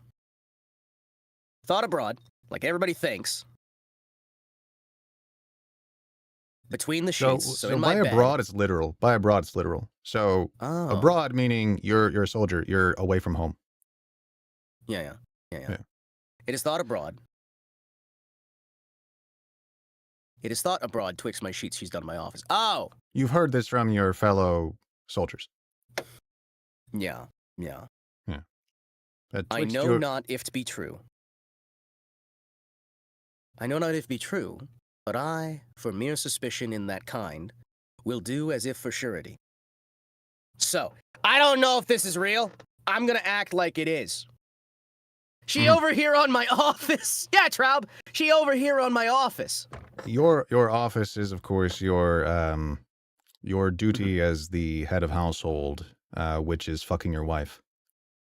Oh. So actually, when you see this, normally when it's translated, they just change it to he, because it reduces I was gonna say, confusion. should it be he? So I think the point is that we can do it as like it's a he instead. I just copied from the folio. Okay, so what's the point then? What's the point? Explain. I mean, there might be an alternate interpretation of what it means. So it might be that it is thought abroad that twixt my sheets. So in your bed, she's done your office or whatever. Yeah, in my bed, she's had sex. Yes. Because it's my job to have the sex, damn it. Right. Woman! And it would be, and the point is that she's having sex in your bed when you're not there. Yeah. That's just the point. Yeah, okay. So it's easier, it's more was clear. This all just some ploy for you to come onto my stream and call me a cuck? No. Is that it? Is that what we're getting at here? That's what. No, that would be whole funny thing though. was? That would be funny. That would be actually. We just wrap the stream and you're like, hey, by the way, all this. You're a cuck. I'm calling you a man who enjoys other men fucking his wife. It's like, you bastard! Well, in this case, the idea has become more degenerate over time. Like, literally. Right. He does it. Because like this, no one in any Shakespeare play likes being a cuck. You know, being a cuckold is a very serious. Hey, it turns out being a cuck is bad. Actually, yeah, go figure. It's actually not desirable, huh? Right. Exactly. That's weird. So yeah, just change it to he instead of she. But the point is, it's like she's using your bed for her sexual pleasure as the authority of the house when you're not there. But still, you can say it as he. Do you think she'd really do that? What's that? Do you think she'd really do that though? Would she really do that? Yeah. The character in the play? No. The character in the play would not.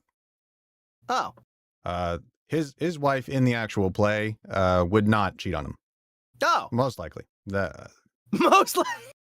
It is. I mean, Doesn't that because depend on the directors director? and actors can kind of take these things wherever they want and have fun with it. Yeah. But in terms of like the virtues that she displays in the play and the monologues that she has and the way that she's kind of a force to bring her husband to justice, I would say probably not. Oh, It's just okay. the point is like the downfall of people because of paranoia and this fear that they have about betrayal. And that's what drives Othello mad and, leads him to commit murder and then to kill himself. I'm staring at you. You come Okay. on the stream of a man who has issues with paranoia and have him read about a character who's got issues with paranoia that destroy him. I didn't know you had issues with paranoia, to be honest. I just knew that you're evil and that you should play evil characters. I'm on to you. Now I'm going to ruin your marriage as a response because that's the reasonable thing that reasonable men do.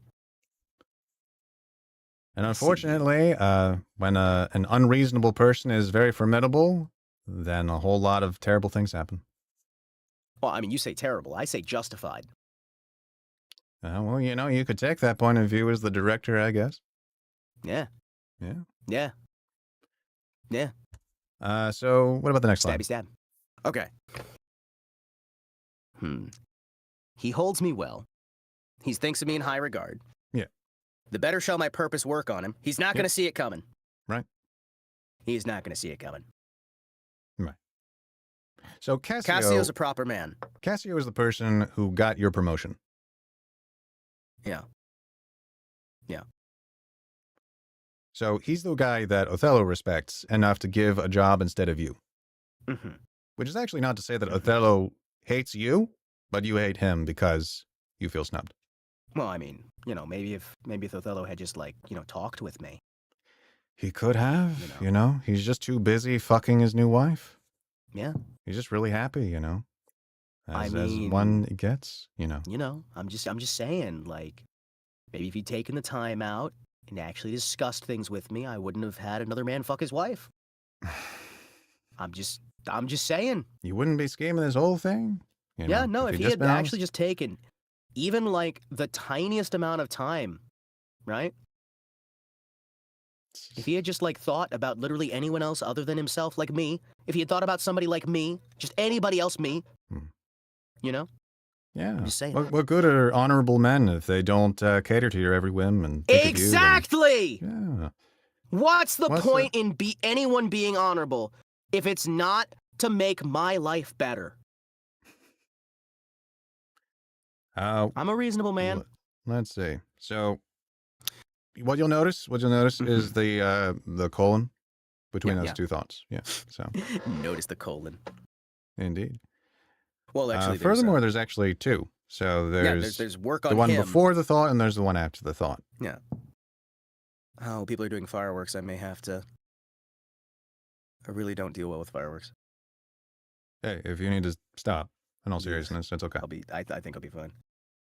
So the wife cheats while the bro is fighting in the Middle East thing has existed for 500 years.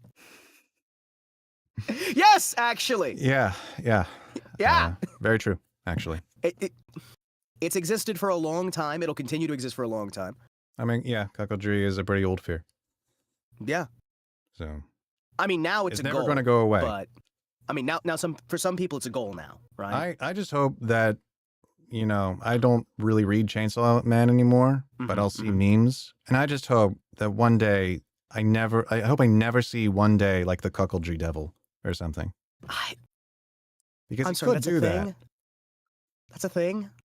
No, I don't think it's a thing.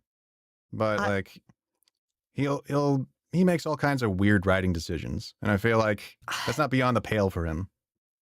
The cuckoldry devil. That is, as a concept, as a fucking concept. That's fucking hell, man. All right. Well, I mean, with the way that manga's written, it would involve the creature having powers that have nothing to do with the thing itself. So okay. You wouldn't have to really the worry about anything. dishonest spouse devil. If we ran into the dishonest spouse devil, we'd have a Devilman Crybaby. Hey, maybe so. Get it? Get it? Yeah. That's another anime for any of the folks at home.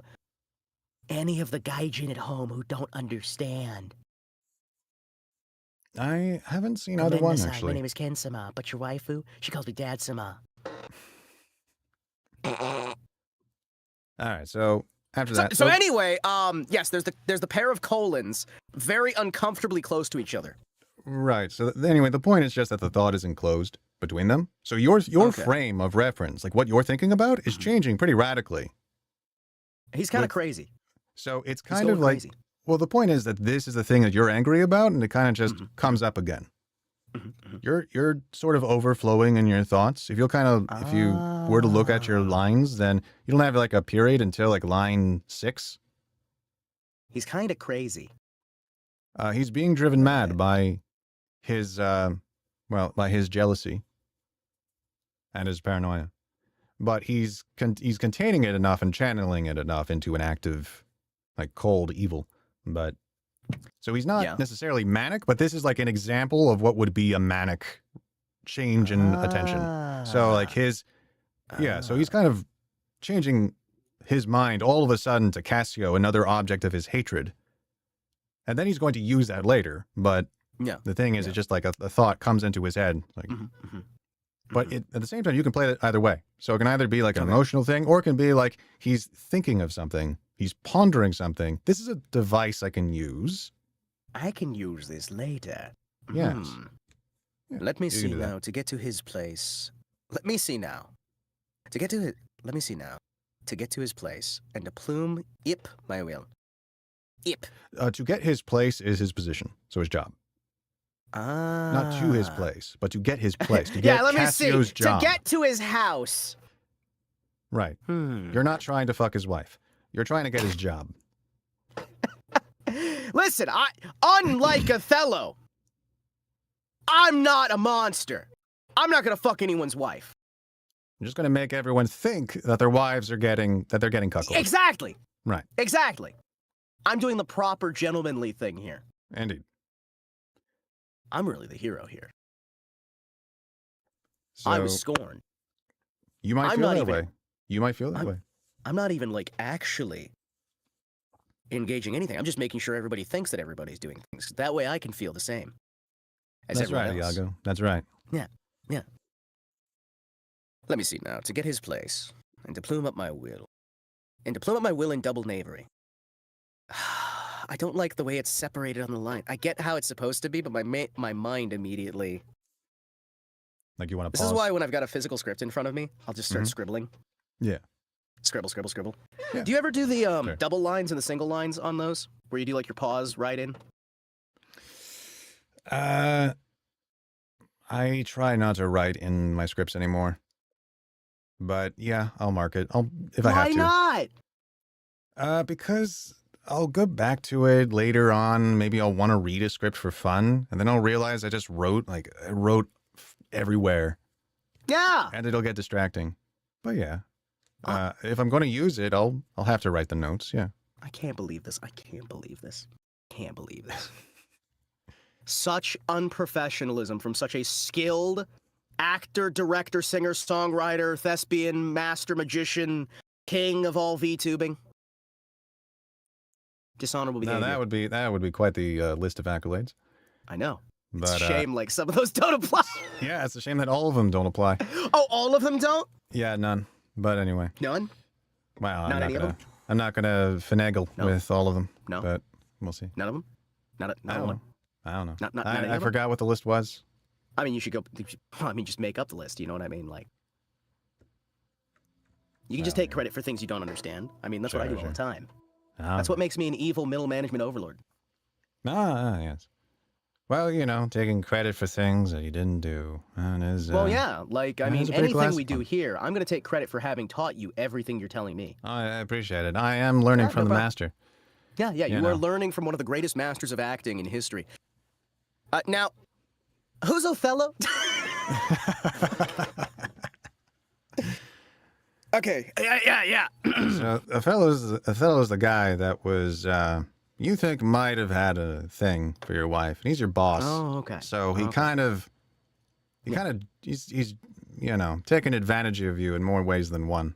Yeah, he's taking advantage of really his, he's punching down, actually, you could say. Yeah, of course He's he is, really, like, Iago. working from a position of authority, and he's punching down, and he's really, like... You need to get back at Othello, Iago. Yeah, I need to, like, not get just back at him him. for his systematic oppression of Right. those beneath him. Get back at get back at Cassio too. Yeah, they're really evil, and they're like now Cassio's more promoted than me. They don't so, appreciate he's you, also right. punching down.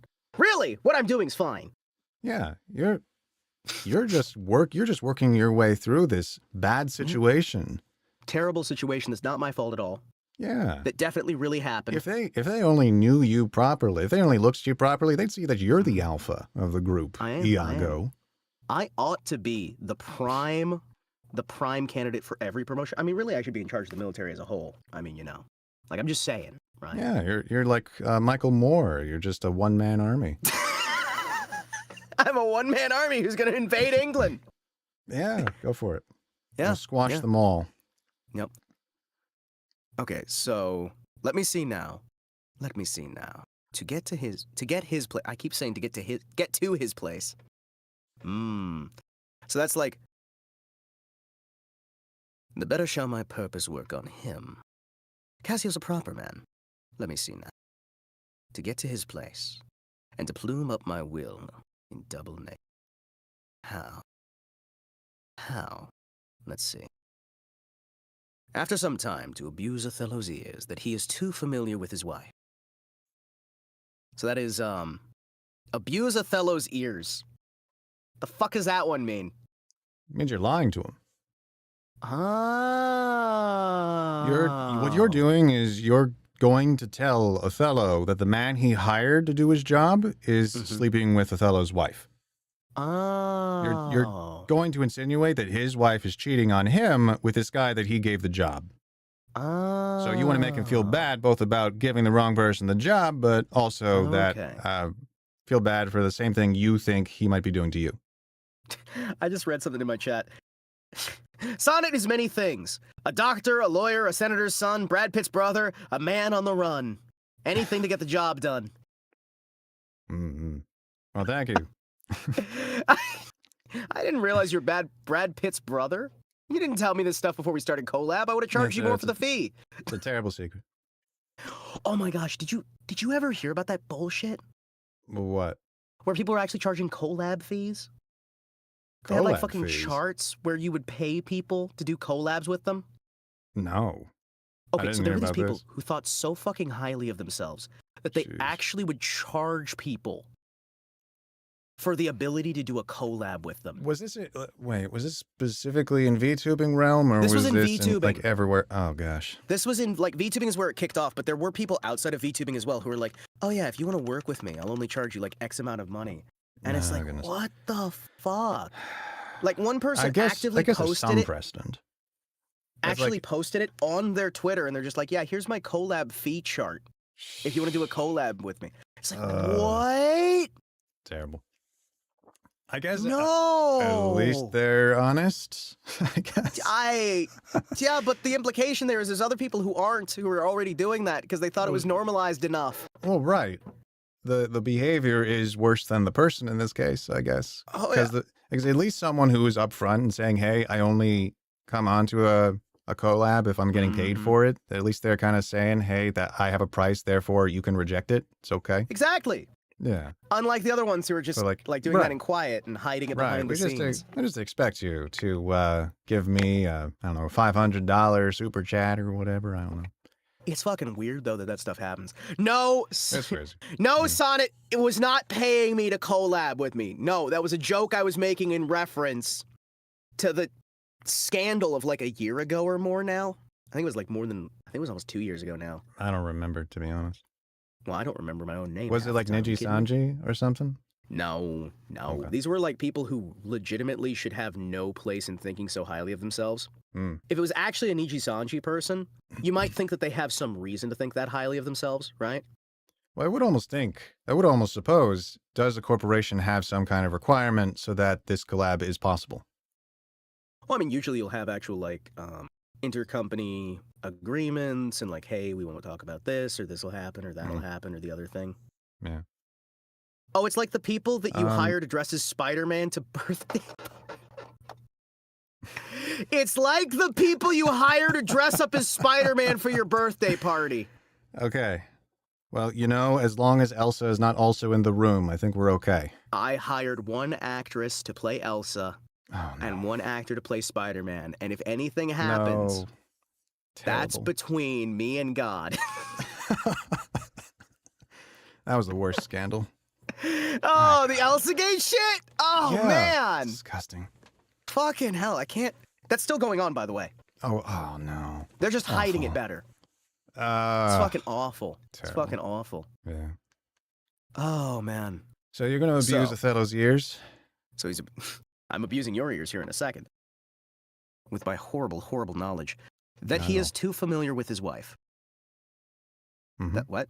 And familiar meaning... Oh, is it a different he? Sleeping. In that case? Ah, yes, Cassio's a proper man. Let me see now. To get his place, and to plume up my will in double knavery. How? Let's see. After some time to abuse Othello's ears that he is too familiar with his wife. It's referring to two separate two different people. He is Cassio, and his is Othello. Cassio is too familiar with Othello's wife. Right. You don't have to make that too distinct or anything. That's just what it is. That's what the Well, I mean, I'm going to mentally. Sure. And then by the time we get this done, it's going to be the best performance ever. And I'm going to show you that I understood the whole thing from the start. And this was all clearly a performance. Yeah. It'll take us 2 hours to get there, and it takes most actors a whole month. Yeah, exactly. So, yeah, exactly. No worries. Yeah, we got the time. We got the time. I'm looking at my watch. I got this. Yeah, all go good, through. Mark the time. Thank you. Let me see here. He hath a person, and a smooth disposed to be suspected. So he's smooth enough, and people know him enough that he would be suspected. Popular enough with the ladies. He could be accused of this, and it would be believable. Framed, or is it framed? Framed. Is it framed? It's framed. Are you sure it's framed? Yeah. Who have you got on call? Hey, introduce yourself, buddy. Me? I'm son of Sonnet. I'm a voice actor, audiobook narrator, and poet, and Vtuber as well. So. Yeah. See, I know cool people like voice actors. And sometimes I've done fan projects, and I've had this fellow here do a great performance in one of them. And someone I'd be always happy to work with. So. Not after this, though. He'll never get in touch ever again after we finish this collab. Never. He's actually already DMing me right now, telling me that I'm just ruining everything and I need to, like, back off on some of the humor. It's really genuinely. I was surprised, man. I was surprised. Like, he's such a different person off stream. It's crazy. One of the bigger problems I think I have is I don't really know what character to really have when... whenever I really start VTubing in earnest. It's like, I should have like a special character. You look like Link. Like Link. Hey, cool. From The Legend of Zelda. That sounds good. I should Mixed just do streams where it's only Hya. I should only say Hya. Hya. Yeah. Hya. 2 hours. People will think that I'm just a tape recorder, but I'm actually a guy that is in front of the microphone saying. Did he organize the Pippa story thing? Oh man, what is that? That sounds really cool. Yeah, there were a few things over in my Have you channel. heard of the Pippa story book? I heard that was really cool. Yeah, I heard about it. There was this cool little collection of road trip stories. Wait, do you know who wrote that? Because that was really well done. There were multiple writers. I was the editor. I wrote the poems. You were the editor? Wow, it must have been so great to work with such amazing talent, such as... Yourself. And of course... Baxter. And, I was leaving space so we could edit in the audio later. Oh, sorry. That's why I was stopping in the middle of the sentence. You're an editor, you should know this! I should. It was a gap so we could dub it later! I'm sorry. I heard the Florida man voice actor sucked at his job. Oh yeah, no, he was awful. Oh yeah, no, he was awful. He didn't even sound like he was from Florida. He gave me a lot of takes. Oh yeah. Yeah, that was pretty good. You kept ad-libbing though. Oh yeah, that's not something you really ever want from your actors. It depends. No, you hire them for a job and you only ever want them to do exactly one take of exactly what you want them to do. You know, it's there are some people that have like very different standards about that. Oh yeah. There's oh, yeah. like, what was it? I guess Woody Allen or whatever is an example of a guy who doesn't care if an actor goes off of the wording of the script. Wait, that's the guy from Toy Story, right? No. It was him and Buzz but- Aldrin, wasn't it? Oh man, yeah, that was the best story. The two of them Oh, went yeah. to the moon. It was great. Yeah. Then Woody got accused of some inappropriate behavior with his niece.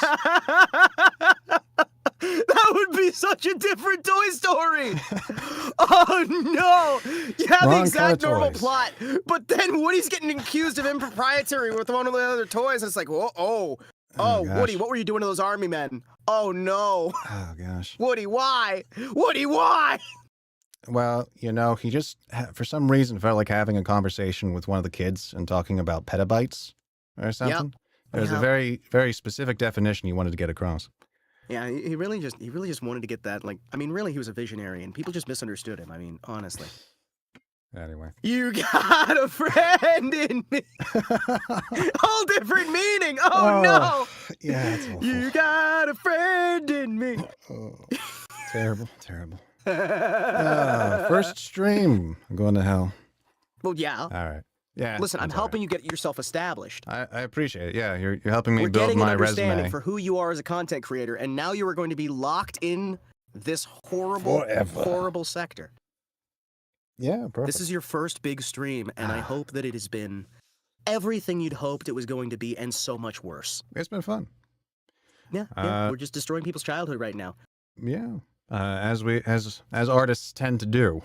Actors do this all the time. I'm I guess, just saying. I'm just saying. Yeah. Yeah. It's his first stream. So let's No, you don't see. recognize him. No, you don't recognize him. He's not been from anything else. It's his first stream. Yeah, don't worry about it. Yeah, don't think about it. Although, let's see. So Don't think anyway, about it. So he's framed to make women false. And Is there then a he link starts to this talking fella's about. channel? Is there a link to your channel? Is there? Does one of those exist? I presume that a link to my channel does exist somewhere. Does it exist? Where would it be? And- Where would people and find that? someplace. Actually, My thinking goodness, about that. I don't know. I- I'll just. Like I don't know. I I'll don't know have either. to Like, do message we you. want to share that, or do we want to like hide your God, channel? I guess. I don't know. Yeah, sure. Sure, I'll just send it on Discord or whatever. Anyway. I like how one of my chatters is like, wait, wasn't he around when you were a box? What? Yeah, he's like, Oh, I don't didn't- remember. Yeah, When were you yeah. a box? Mukbang. I box? look in your chat and I just see mukbang ASMR videos when. That is a curious question. I Yeah, don't think actually, I'll ever that's do that. Well, why not? Um, Why not? if I were to do ASMR, I would want it to be of a specific kind, probably having Okay. some ambience, but not involving food Ambiance? sounds. You know. Ambiance? Are you gonna bring in a? You're getting a colonoscopy and the doctor just lost one of his tools. ASMR. God, the doctor's name is Woody. Your doctors during your colonoscopy, Woody and Buzz. Yeah. I mean, but yeah, I Oh, got like jeez. my keyboard or whatever. Like, I don't know if that actually comes out through the call or anything, man. but yeah. I can't believe. I like it. to fiddle Can't with. believe it. Did somebody say mukbang? Yeah, no. Son of Yeah, Sonnet's my just chat gonna start is doing his mukbang Let's question. Play channel. He's asking for Woody ASMR. Woody ASMR, yeah. We're gonna do I don't know. Woody. We're gonna do I Woody don't mukbang think- ASMR. It's gonna be great. No, once he is. I promise not to. I promise not to channel Tom Hanks, or not. Tom Hanks and Woody Allen in Toy Story 4. Mm-hmm. It's a shame they never made a Toy Story 4. I'm gonna be honest with you. I think it would've done well. No, it's not a shame that they didn't make Toy Story 4. It's a wonderful thing that they never made another one. They knew As I when am to a end Korean, I do appear when I hear my language. It's true. Once he's very good at showing up. it. No, we're making jokes about ASMR stuff. You know, Mhm. actually, one of my buddies, he switched to ASMR and he's become highly successful. Oh, really? Yeah. That's cool. Akushi Audio. He actually does ASMR stuff and he's doing really, really well for himself. Cool. Awesome. So I mean, Good for maybe you could become popular as the guy who does the Toy Story themed Arrow ASMR. You know, I am. you could do Toy Story ecchi. It'll be great. I'm sure everybody will be on board for it. I don't think I'll be doing any special kinds of ASMR, you know. No, Akushi The ones that get locked behind paywalls, you know. I don't think I'll be doing any of that. Oh, yeah. Akushi does do some fantastic ASMR. You should check out his channel as well. And check out Sonnet. Cool. Who was linked by Traub in the Twitch chat. Cool. Oh my gosh. You can actually see his perspective right now. As he's actually looking at the script, and I'm just looking at him looking at the script. Can we go back to talking about British cucks? This is making me uncomfortable. Let's go to something much more wholesome. Sure, sure. So then you're describing Othello. Oh, hey, somebody's asking what my channel is. Holy shit. I can't believe that. Can you believe that? I'm poaching your viewers already. Like, oh, man. Yeah, this is Himori Kotetsu. Let me get... Himori Kotetsu! Yeah. Tokusatsu villain VTuber. We're talking about Othello. Well, we're dancing around talking about Othello. Pretty much. But that's like talking about Othello. Okay, so he's like, that he is too familiar with his wife. He hath a person and a smooth disposed to be suspected. Framed to make woman false. Framed to make woman false. What? Yep. Is that one supposed to be women or woman? Sorry, I've been corrected. They are technically not English. They're Venetian cucks. My bad. Yes, that is a good clarification. I should have linked Yoshi falls down a well ASMR instead.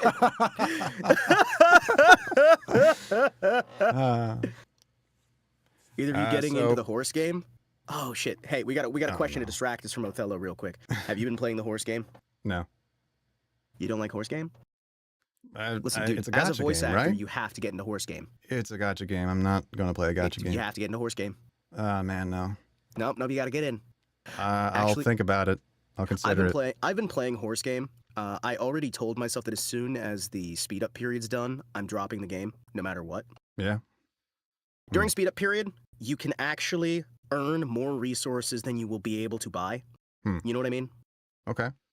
It's actually really, really good right now. But that's because they're trying to get people hooked in now, so it can remove those barriers and get you addicted, right? Okay. The best time to play a gacha like this, where it's re-releasing in the West, is that early first couple months to a year. Right? Yeah, just like right away, and then hard cut yourself off and just you just cut yourself off completely.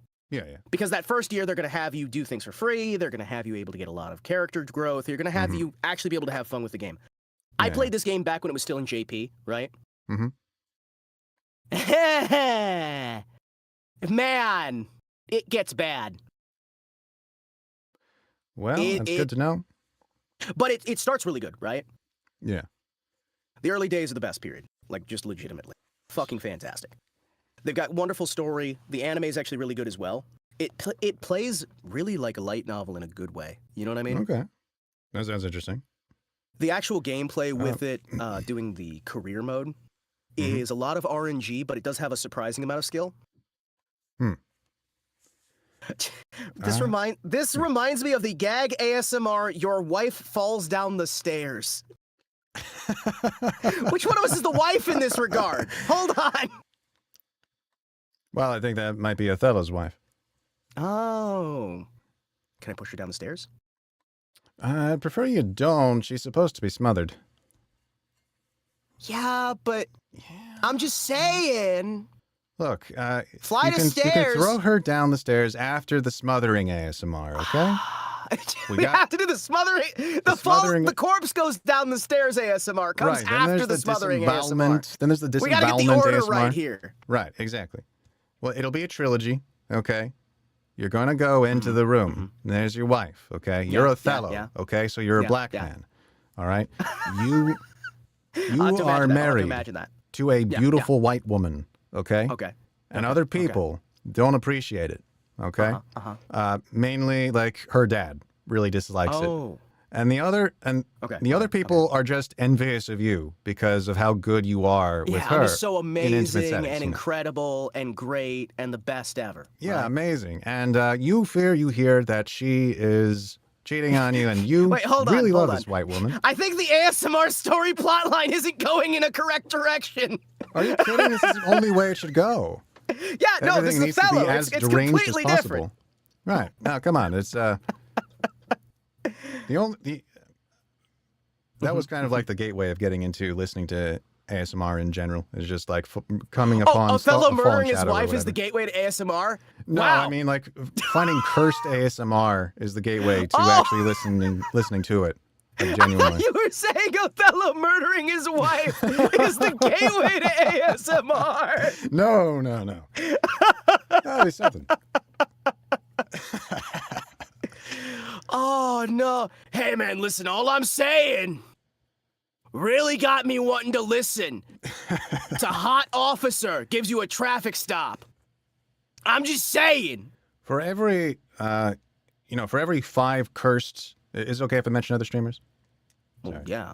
Well, yeah, sorry. I mean, we're on for every the like screen. cursed ASMR that Fallen Shadow has done, she has like 1 or 2 that are really wholesome. Ah, Fallen And then, Shadow! completely Shandu! different. But yeah, good stuff. Are we certain that Shakespeare intended Othello to be black? The Moors are historically Berbers of the Barbary coast who are not. What matters That's a is good that there's point. enough of a distinction. That's actually a really good point, right? It is a good question, right? But there would be enough of a visual distinction. I could most see likely. it. At least that's an assumption I'm making, right? I'm not sure though, because again, the Barbary coast, right? Mhm. Because Berber, I had to do a lot of research when I was younger into Okay. because did you know the Berbers made curry? That's I a did not. weird one. There's a Berber curry, and it's weird to me that that's a thing. Okay. And that, yeah, no, the Berbers of the Barbary coast were the Moors, right? And they had their own like specific culture. It's kind of like how like there are other regions as well. Oh, hey, look at that. Somebody just sent me a link to the Son of Sonnet channel. Holy crap. Is that a link? Oh, I can send that as well. The Moor's the fellow who occupied Spain. It's a common surname. Yeah. Our last vice president is literally called Big Moor. Yeah, no. The Moors are not the same. There's different, I understand how there's a big confusion there, and especially because, England really, really politically wants that to be the case. You know what I mean? Right. They need that politically to be the case. I could see it. I could also see, does it matter? But I could also see, it kind of makes it even more funny.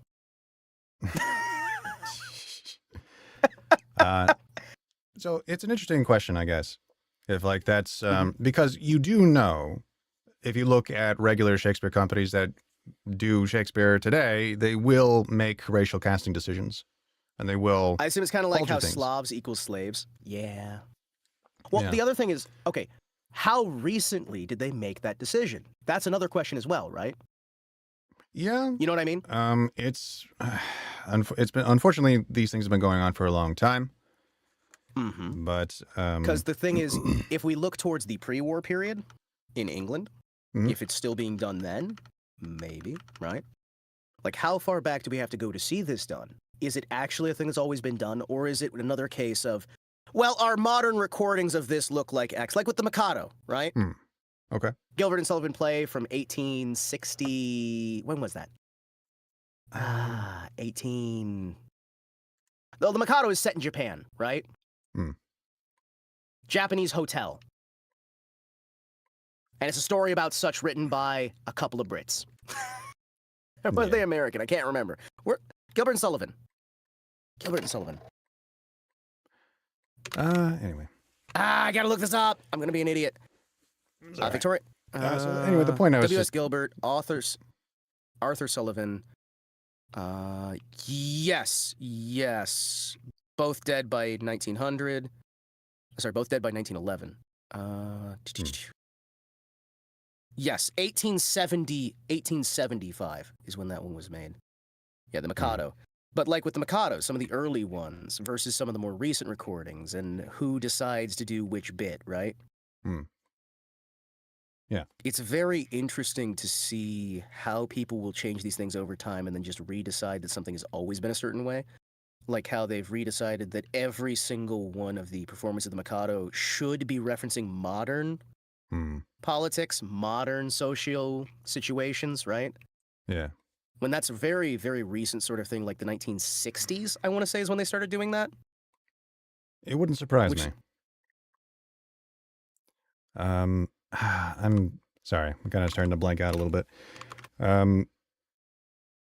Yeah, I have no idea how long it's been going on with like racial casting stuff.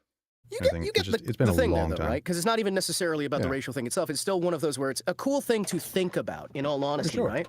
Yeah. What presumptions do we make about the way these things are handled and the way these things are done now that would not be correct even 20 years ago?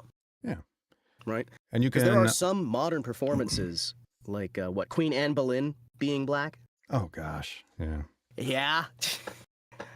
Black Bart, who was not called that because he was black. Right, right. It's a name. There's plenty of uses of the word black in English literature that is not talking about literally black, you know. If someone is of black character. It's black-hearted. Yeah, right? Basically. There's black-hearted. There's a lot of these things, and it's very interesting because, again, even from like an analysis point where we're looking here, it does kind of change your perspective on these things to a degree, right? Because people aren't just interchangeable cogs, right? Right. It changes some of the elements of the story. It's like how in Harry Potter they're trying to replace Snape with a black actor, and that will make the lynching sequence in Harry Potter a lot of a different meaning. That's exhausting. But am I wrong, though? No, you're not wrong. That is one change. That's like on the surface, you're like, okay, why would it make a difference if Snape is black or white or Mexican or anything else? Because there's a lynching scene. Yeah. There's a scene where Harry's father tries to lynch Snape. And that's going to have a much different meaning. Well, it'll have a bit more specific meaning. Part of me still wonders if there's, I don't know if it was intentional. I don't know what her intention was with making Harry's father a bully. Well, the idea is that they'd switched roles. Oh, was it? The bully became the bullier. Like, as in, the one who's getting bullied became the one who's doing the bullying. I understand Snape had a fall and everything. Well, it's also the fact that even outside of everything Snape had done, he still loved her. Well, yeah.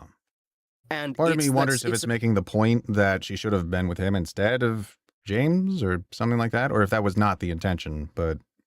The intent is to, as far as I'm aware, she could correct me if she somehow sees this at some point. Yeah, she'll really enjoy this stream, I'm sure. Actually, if she did, I'd be like, oh, thank you. Hey. Thank you for making my compliment younger years. I say younger years. My sister was more in the age demo for it. But thank you for making things more interesting. Hima doesn't get the bull joke. What? There's a bull joke? There's a bull joke? I don't know. What? What? Anyway. I don't get it. Anyway. But legitimately speaking here, with the situation in Harry Potter, I find that the bullying there, the general character progression is supposed to be, don't always judge people by their reputation. Well, which seems like a very like basic sort of message. But when we realize that these books were written for kids, right? Right. He's Snape! And the name is Severus Snape! There's Sirius Black! These names are very on the nose. A lot of the characters are very, very, very on the nose. Right? Yeah. It is aimed at kids. So I think the simpler, like, maybe not, like, straightforward answer, but the simpler answer that a kid could pick up on is probably more likely to be correct. You know what I mean? Yeah. Not to quibble too hard, but I think she started to write for older as she went on. And then that scene basically happened later on, so she's writing for adolescents at that point. But yeah. And also she was retconning her own stuff and true. Yeah. Man. Basically. Hey, I was waiting in line with my dad and my sister. Yeah. When which one was it where Snape does the thing? Oh, Snape does the Half-Blood Prince? Half-Blood Prince, yeah. And there was a guy in the back of a truck on a megaphone going, Snape! Like on the pre-orders on that stuff. And my dad knocked him out of the fucking truck and beat him unconscious. I don't believe you. I do, because we had to have Dad in jail I'm over sorry. fucking night. I'm sorry. He did not get away with it. But that? it's like, okay, so my dad used to do a bit of drinking, and he used to, like, he's very defensive about all of us, right? And with the reaction my sister had, Dad kind of started seeing red. Because the guy's like doing a slow roll, right? Okay. Yeah. I see. He wants, you reckon he that's a wants, specific enough instance maximum to actually effect. dox you? Those guys were doing that kind of thing all over the country because Yeah, the it was a ending of the big thing. book got leaked early. It was really bizarre. But yeah, that was the thing. Yeah, it was literally, and this was just one case. I'm fairly certain that there were other cases of people doing like the actual like assaulting those guys who were doing that. Because it was guys who were just, they thought it was funny, right? Yeah. People are going to do Bully it the fuck out of people, spoil a major plot twist. Right. Mad Eye Moody? Nah. There were multiple drunk dads beating. No, it's not. That was actually a common enough thing that I remember reading about a few times in the paper of similar things happening. Yeah. In my dad's case, it wasn't even necessarily the fact that he hit the guy, it's that he knocked the guy out of the fucking truck, right? And we wound up getting that sorted, no charges filed, just like nice. I think it's the description of knocked out of the fucking truck. And I'm trying to think of the physics of that, but that is I won't question too hard. He was in the bed. I see. Oh, I see. He's in the bed of the truck with the megaphone, Gotcha. so all Dad has to do is kind of stick his arm off to the side to knock him out. Sorry, for some reason I thought he was driving. Not in the driver's seat! It would be something. I just fucking realized where you're thinking there! No! He did not go up, grab, like, slam through the door, Terminator style. You're coming with me. Grab him out and start beating him! No, Hey, it was a would have been more dumbass impressive. It was a dumbass standing in the back of a pickup. Yeah. I got you. Cool. So anyway, back to Othello. Indeed. All right. Grand Theft Auto mission. Yeah, beat up the guy who's ruining your kids. So the point is to close on on that question of whether the Moors were of different skin color or complexion. That's sort of a point that's used with the casting directors, etc., and the theaters at large, like to make that point about race. But the point that's more deep is like when you leave it alone, this is a very human story that people are susceptible to. And so when so it's humanizing in a way, like for the purposes of that theater, when they want to convey that this is something that anyone can experience, or the tragedy of him going mad. I think it'd be funny if you made Othello Irish instead. Hey, some theater company might be brave enough to do it. I'm just saying, we make Othello Irish. Oddly enough, that would cause more scandal than like the alternative, What if, hear me out, we move this to the 1920s and you make Othello Irish and you add gunfights? You could. Like what they did with Seventh Samurai, right? Mm-hmm. Where they did that remake as a Western, and then they did the remake as was it Seventh Samurai? Yes. One of the samurai shows. Right. They remade it as a Western, and the Western got remade as a 1920s thing with the bald guy. The bald guy in the 90s. What was his name? I don't know. Was it Bruce Willis? Might have been. Was it Bruce Willis?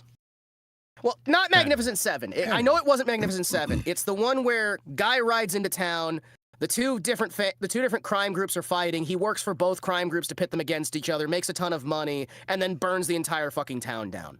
That was originally a samurai film. Then it was a Western. Then somebody remade it set in Prohibition era, starring Bruce Willis, I think it was. Huh. Okay. Or one of the bald actors. Hey, let's get Bruce Willis to play Othello. There we go. That'd be great. That'd be perfect. That'd be great. Let's get him in here. Especially now. Correct, Bruce Willis, right now. Poor guy. All right. Oh, no. Can we get Arnold Schwarzenegger in as well? Can we get both of those, like, we could. acting off each other? Arnold Schwarzenegger as Iago. Wait, no. Hey. What? I'm gonna make a joke. This may be too far. Have Arnold as Othello. Yeah, okay. Oh, Dan DeVito is Snipe. As Snape? Wait, we're adding Snipe. We're adding Snape into this. Hold on. Hold on. Where did Snape get in here? Hold on. All right. Let's Kedavra. Let's do I'm not going to let you hurt your wife. So that's part of my monologue, right? Sure. You can channel your Alan Rickman if you want. Yes. Let me see here. Although I the think Moor he's... is of a free and open nature. Yeah. That thinks men honest. That thinks men honest. So that is all one thought, right? They're different beats. They're different beats in the same thought. That thinks men honest, and that but seem to be so. Mm-hmm. And will as tenderly be led by the nose as asses are. Yes. Yeah. So it's literally like, he thinks men are honest, even if they only seem to be honest. He's saying that Othello's naive. Yes. Yeah. And that he'll be easy to fool. Wait, I thought he was in the army, not the navy. They were effectively in some division of military. Yeah, but you said he was navy. Oh, did I? I thought he was army. Yeah, you said he was naive. That means he's in the navy, right?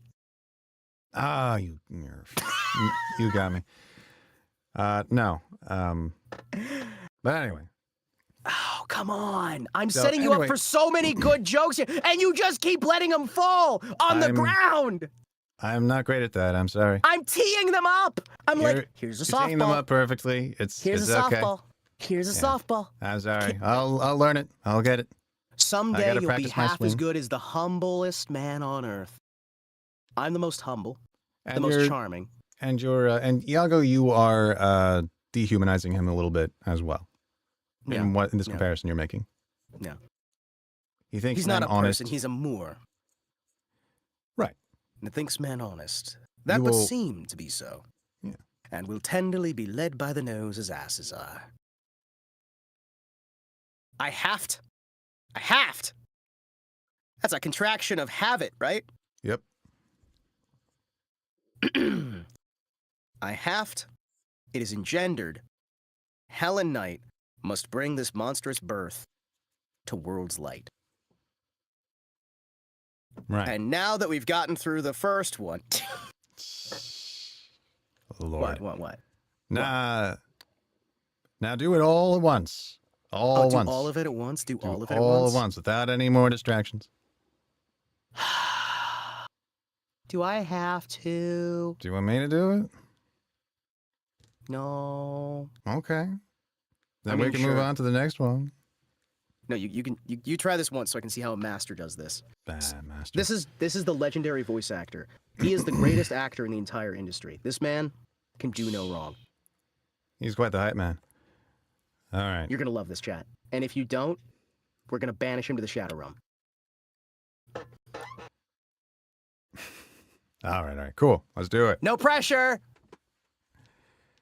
So I'll prelude a little bit.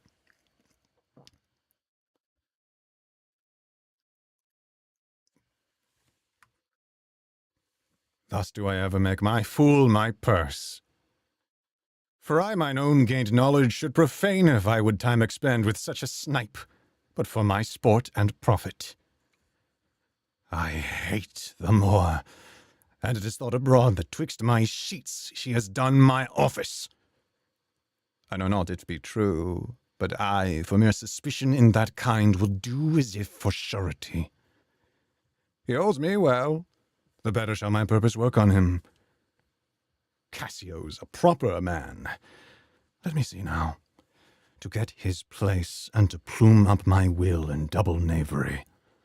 How? Let's see.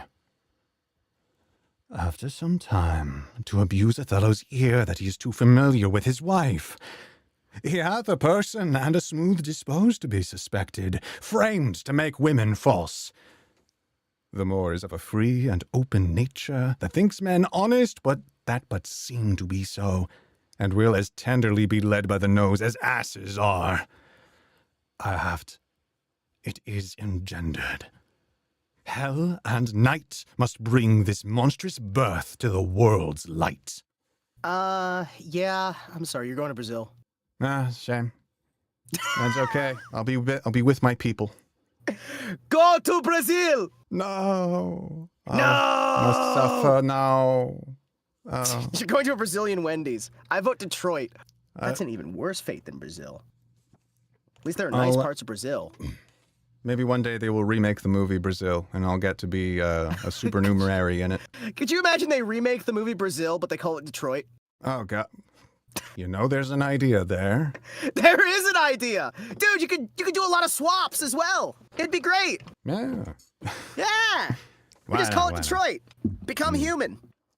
Are there any plays or any movies about going to Brazil specifically? We do have a Brazilian. Is that? There are no Wendy's in Brazil, but we have Popeyes and KFC. Well, then we need to build a Wendy's in Brazil. Wait, there's a Popeyes and KFC? This is perfect for Othello. Oh, yeah. Sorry. Now you're getting the vibe. Yeah. Anyway. Good Lord, I hate that game. What, Detroit Become Human? Oh, because we can't have nice things. Wait, do you guys at least have a decent Popeyes there, or? Sup, Saucho? Sauchi? I'm doing fucking wrench.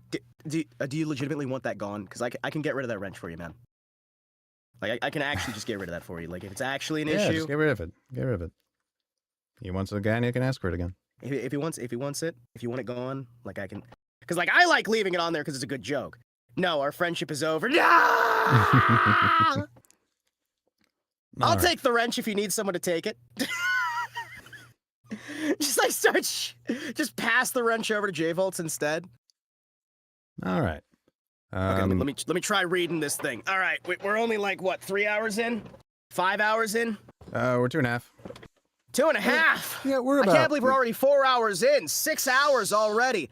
It's crazy that we've been doing an 8-hour stream, man. Might be a good time to wrap up soon.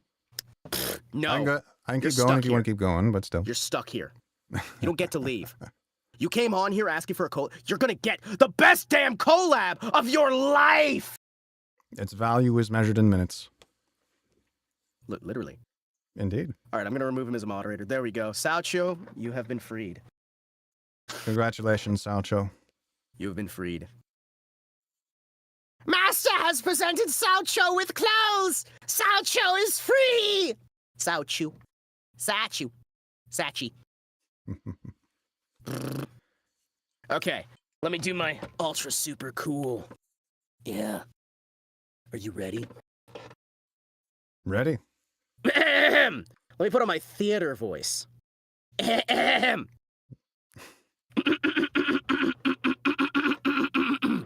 it your best, Gilbert. Thus do I ever make my fool my purse. For I mine own gain knowledge should profane if I were to spend time with such a snipe. But for my sport and profit, I hate them more. And it is thought abroad that twixt my sheets she has done my office. I know not if it be true, but I for mere suspicion in that kind will do as if for surety. He holds me well. The better shall my purpose work on him. Cassio's a proper man. Let me see now. To get his place, and to plume up my will in double knavery. How? Let's see.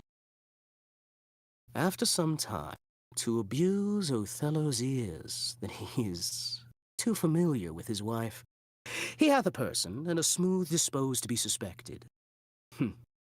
Framed to make the woman false. The more is of a free and open nature. That he thinks men honest, that but seem to be so. And will as tenderly be led by the nose as asses are. I have it! It is engendered. Hell and night must bring this monstrous birth to the world's light. There you go. Good job, man. Very cool. Why is he so excited? Hey, he's got a good idea! He's got himself a good idea! That's nice. You did a good job. This bastard took my wrench. All right, fuck it. You complain once, you're getting back on the moderator stat. No, fuck you. No, fuck you. Have your wrench back, you piece of shit. Funny. Fuck you. You're stuck with it again. This is why you don't complain when you get the wrench. Never complain! How are you going to loosen those bolts now? Yeah. It's a shame. Well, now he gets the wrench back. Oh, okay. Now he's gonna loosen the bolts. He's gonna be stuck. And you know what? Just because fuck you, I'm also adding Clanker back to moderator. I'm spiting both of you. You're both getting spited. You're spitting. Nice. Yeah, see, it works. All right, man. That was fun. We did it. We did it. We did it. We did it. We had Okay. So anyway, How was that, Mr. Like Ultra Expert? it was cool. It was a specific direction for the character. It was a pretty clear one, and it's what was that one. direction? What was that It's direction? in the vein of what I've heard before, right? So it's a very dastardly portrayal, a very Well, yeah, cunning, 'Cause it was easier. yeah, you did what came more naturally to you. You were just being yourself. But Keep your wrench out of my cogs, you fiend. Chat is just blowing up with people panicking.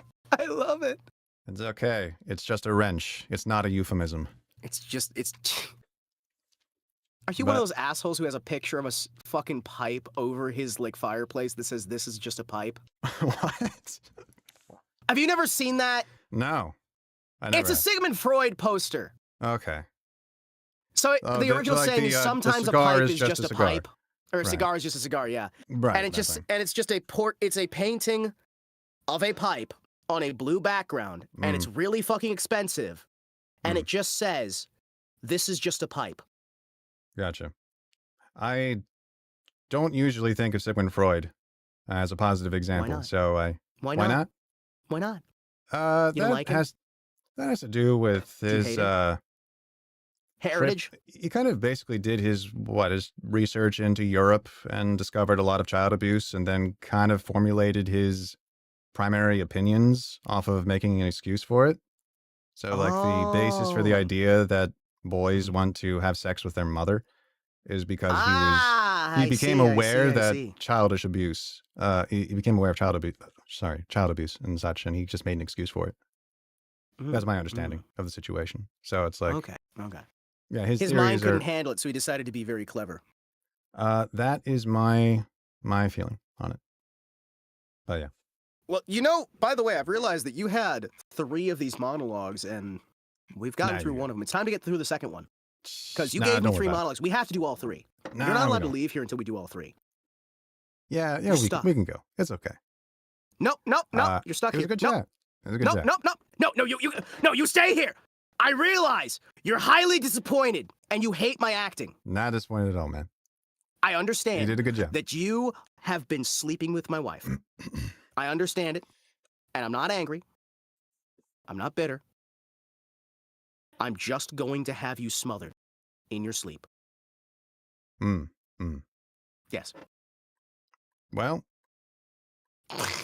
I would end up as I like I would how I end up just as see that's a silent. charitable interpretation. You know, when No. last time I saw Othello, though, it was a very unique interpretation of it, and Oh. it was not very flattering, in my opinion. Okay, But what was Iago was completely different. He was more of he was a portrayal of a redneck character. Oh, hold on. What was that? Hold on, I got an idea. Okay. I got an What was idea. Thus do I ever make my fool my purse. For I mine own gain knowledge should profane, if I would time spend with such a snipe. But for my sport and profit, I hate the more. And it is thought abroad that twixt my sheets she has done my office. I know not if be true, but I, for mere suspicion in that kind, will do as if for surety. He holds me well. The better shall my purpose work on him. Cassio's a proper man. Let me see now.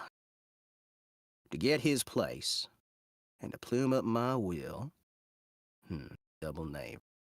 How? Well, how? Let's see.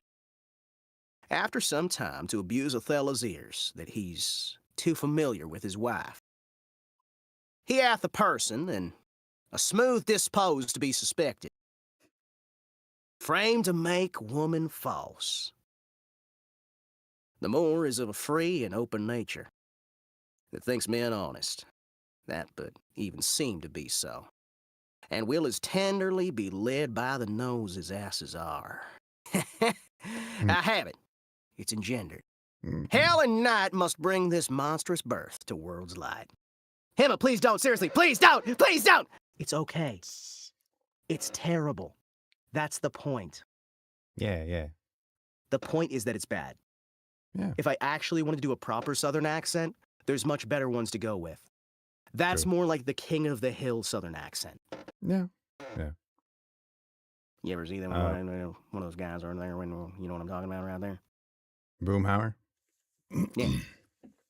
Emma, please don't. Seriously. I always try, just if I have to do an accent, hopefully I have enough time to research it, and I always pull up the dialect archive. Oh, yeah. No. There are far better ways to do an actual Southern accent.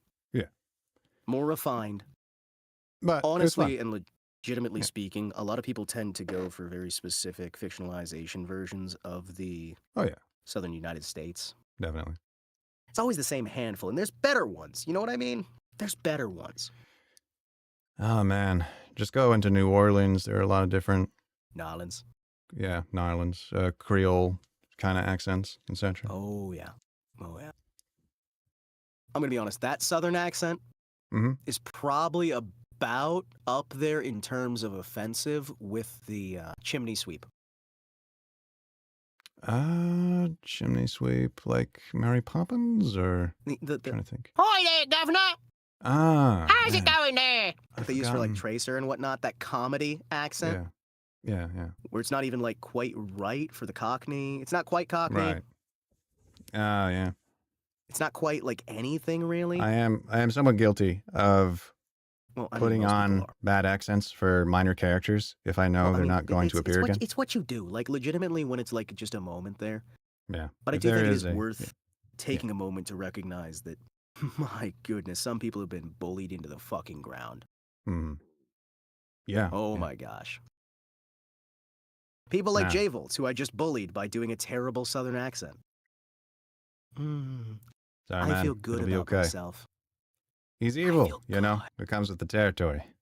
It does. If I find some way to hurt you, I will.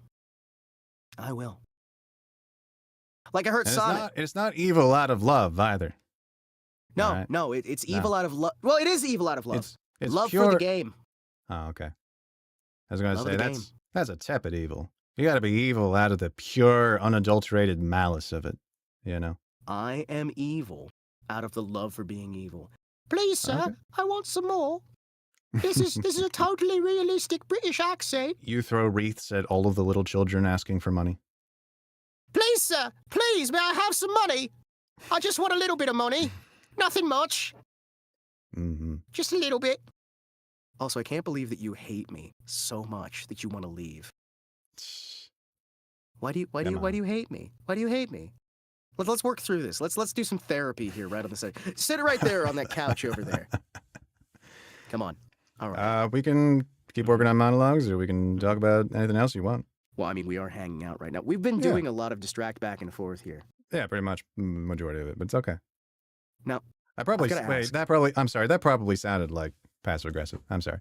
No, you're good. If you're gonna be aggressive. Aggressive. Exactly. Not passive aggressive.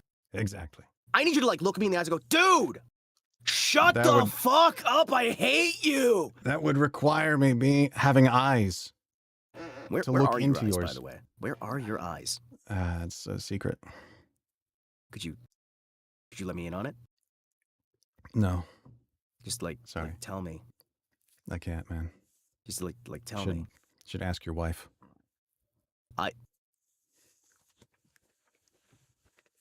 Wow. Sorry. That's just wow.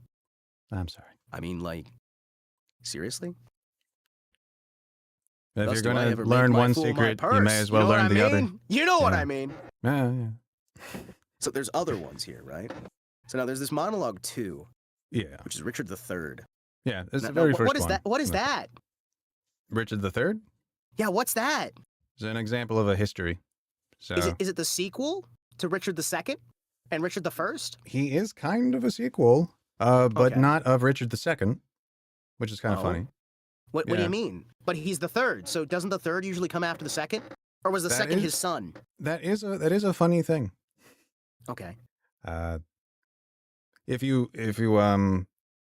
I kind of wish I had like the list of publication date as well. So because like none of the histories were done in order, but of course they are accounting for like an actual lineage of people, you know, Oh. and people did name themselves with respect to like No. who came before them, you know. Do you So know our Richard, mythic history, King Arthur's and Sir Caradox? Do you answer hard acrostics have a pretty taste for paradox? Quote Neely Jigs, all the crimes of Heliogabalus, and Collix can you floor peculiarities parabolus? I lost all of that. I'm sorry. Do you not know modern Major General? I've only heard it like in passing, Do you not know? Wow. like parodies of it, you know, unfortunately. So I am uncultured All in that right. way. I apologize. Let me just get you the full one here. Just a quick readout. I am the very model of a modern Major General. I have information, vegetable, animal, and mineral. I know the kings of England and quantifies historical from marathon to Waterloo in order categorical. I'm very well acquainted with matters mathematical. I understand equations both simple and quadratical. About binomial theorem, I am teeming with a lot of news with many cheerful facts about the square of the hypotenuse. Are you still following along? Yes. I'm very good at integral and differential calculus. I know the scientific names of beings and immaculus. In short matters, vegetable, animal, and mineral. I am the very model of a modern Major General. I know a mythic history, King Arthur's and Sir Caradox. I answer hard acrostics. I have a pretty taste of a paradox. I quote elegiacs for the crimes of Heliogabalus and Collix. I can floor peculiarities, parabolus. I can tell undoubted Raphaels from Gerard Dozens Zophanies. I know the croaking chorus of the frogs of Aristophanes. Then I come a fugue of which I've heard the music's dinner for, and whistle all the airs of that infernal nonsense pinafore. You still follow me, right? Yeah. You understand, like, what I'm trying to get across here, right? Yes. Good. Then I can write a washing bill in Babylonic cuneiform and tell you every detail of his uniform. In short, matters vegetable, animal, and mineral. I am the very model of a modern Major General. In fact, when I know what is meant by mamelon and ravelin, when I can tell a sight a chestpot rifle from a javelin, when such affairs are sorties and surprises I'm aware at, and when I know precisely what is meant by commissariat, when I know what progress have been made in modern gunnery, when I know more of tactics than a novice in a nunnery, in short, when I have a smattering of elemental strategy. I forget what comes next. What's the next lyrics on there? Don't know, man. You don't know. No, sorry. Oh, shit. Oh, wait, I got it. I guess You'll say we're- a better Major General is never strategy. For my military knowledge on plucking adventure has still only been brought down to the beginning of the century, yet still in matters vegetable, animal, and mineral. I am the very model of a modern Major General. Very cool. That's the thing. That's the thing. Yeah. Very good. Very good. Yeah, no. Actually, it's one of the, like, they don't really use it in the modern interpretations of it, right? Right. But there's a segment which is, I know our mythic history, King Arthur's and Sir Caradox. And you made me think of that when you're talking about your history, right? Mm-mm. I answer hard acrostics. I've a pretty taste for paradox. I quote in elegiacs all the crimes of Heliogabalus. In conics, I can floor peculiarities, parabolus. I can tell undoubted Raphaels from Gerard Dow's and Zophanies. I know the croaking chorus from the frogs of Aristophanes. Then I can hum a fugue of which I've heard the music's dinner for, and whistle all the airs of that infernal nonsense pinafore. That paragraph right there that they cut through most of the modern renditions explains that he's a fucking liar. Oh, then they shouldn't have cut it. Yes. That's crazy. Well, shit. Yeah. Well, good job. No, so the actual original one of that, like, that's because, again, you can't hum a fugue. Right. It's not possible, right? Caraticus's uniform was a loincloth. Mm-hmm. These are all things that sound impressive. They're difficult to say fast, and he overwhelms you, right? Write a washing bill in Babylonic cuneiform. That's not hard. Tell you every detail of Caraticus's uniform. He's repeatedly just saying, I know these basic, simple things. Aren't you impressed? Because I'm saying that I know them quickly. Yeah. But everybody removes that. Everybody. He's a lot of YouTubers. It's Yeah. wild, isn't it? Yeah. Yeah, like me. And how I convinced you that I know how to do acting. By doing acting. Well, you didn't need to talk fast to convince me you could act. No, I can't. We saw that earlier. I can't even do a monologue. Ah, come on. No. You're Mr. Fantastic. You can stretch 5 minutes into 2.5 hours. But yeah, I mean, like, legitimately, it's kind of wild, isn't it? How many times we'll edit things because, like, in that case, it's because it's hard to pronounce, right? Yeah, yeah. It's hard to pronounce a lot of those words. They sound really difficult, but the whole point is anybody who actually knows the topics he's talking about will recognize in a heartbeat. Oh, that's nothing. Huh. Huh. Okay. Mm-hmm. Because there's also the fact that they swapped out the chest butt rifle for a Mauser rifle, which the idea was supposed to be that even when the song was new, it was an outdated weapon, right? Mm-hmm. The idea is that a lot of this stuff he's legitimately just probably grabbing from some old book, throwing together, and he's saying, I am the model of a modern Major General because none of us know what the fuck we're doing. Cool. Yeah. That was cool. Yeah. So, I have to ask you a question, Mr. Actor. Oh, no. Mr. Theatrician. Sure. What's up? Have you ever done musical theater? I'm not great at singing. So what I've done of musical theater is very, very middling, very brief. And I would You're always, saying if I, mid. yeah, and singing, yeah, definitely. Oh. I Well, would I'm play, mid-everything, I would so I'm play in better the than you. chorus. I would play in the I would sing in the ensemble. Yeah. And mostly like my favorite role involved with doing something musical was actually for an opera performance, and I was a supernumerary, so I didn't actually have to sing. Oh, So, shit. like, I need to learn how to sing, and that's Well- partly why I'm practicing with music and piano, etc. right now, trying to learn. I have but- to ask, before you even say, I need to learn how to sing, have you learned how to breathe? Yes, I have. Although I think that was sort of Have natural, you? so I don't think I was ever really instructed. No. But Sometimes you forget how to That's breathe. not an insult. That's not a, like... I'm specifically talking, have you learned how to properly breathe? Natural breathing is not proper breathing. Because before you learn sorry, how to go on. sing, you have to learn how to breathe. Yes. So have you learned how to breathe? Let's assume no. What? How would you instruct me? How would you teach me how to breathe it's right now? legitimately like you push out your entire stomach, push it out and down, and then you slowly rise it up and in as you're Yeah. singing. Okay, yeah. And you have to make sure that you're pushing your entire like shoulders into it as well. It's a full body breathe. And one of the Yeah, easiest ways you- to figure out you how to use do your that whole stuff torso. is laying down. Yeah. Yeah. So you do know how. Yeah. Okay, that you could have just said. But you wouldn't have explained it then. Oh, the audience. You mean like I did with most of the stuff? Oh, shit. Shit. Wait, it's like we're clever or something. Well, we're at least half clever. At least like a third? Yeah, I think so. I think between the two of us, we are 2/3 clever. Yeah, I think honestly, both of us put together, we are at least 1/3 clever. That is good. Yeah, we're at least a I'm okay third with that. clever. Yeah, sure. Hmm. Yeah, it is interesting actually because actually discussions about the breath do come in whenever people ask about how to become a voice actor or something like that, and you do kind of have to remind people like where to put their voice or whichever, and try not to focus too much attention on the throat, and use your diaphragm and have good posture, etc. like that. It does always come up. It is actually kind of, it sounds weird to rethink how you breathe or how Oh, yeah. it's really just about how you hold tension in your body while you're performing, Yeah, and I mean, just learning to it's let one of the that go. classic examples that we used to be given was, okay, lock your shoulders in an up position and try to read this. Now let your shoulders be in a down position and Yeah. read the exact same thing. Yeah. Now try locking them up and letting them down as you're reading it. Yeah.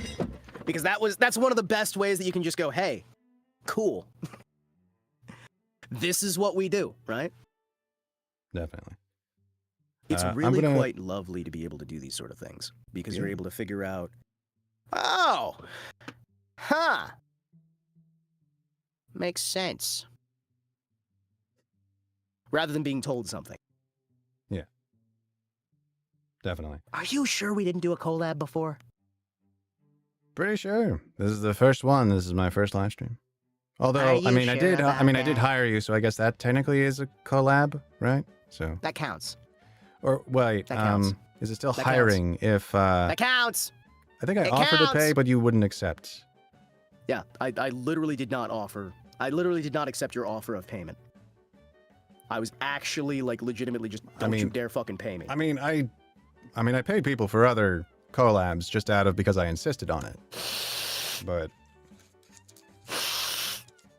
that was just kind of part of it. It's like, You're not allowed to pay me.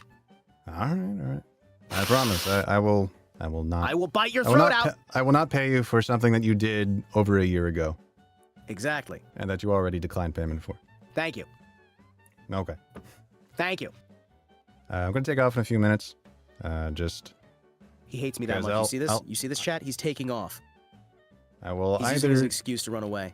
I will either need to get sleep to edit tomorrow, or I will need to edit at least one chapter. I I have can't about believe this. I can't four believe I need to Mister, take care I of. can keep going for like ages. It's fine.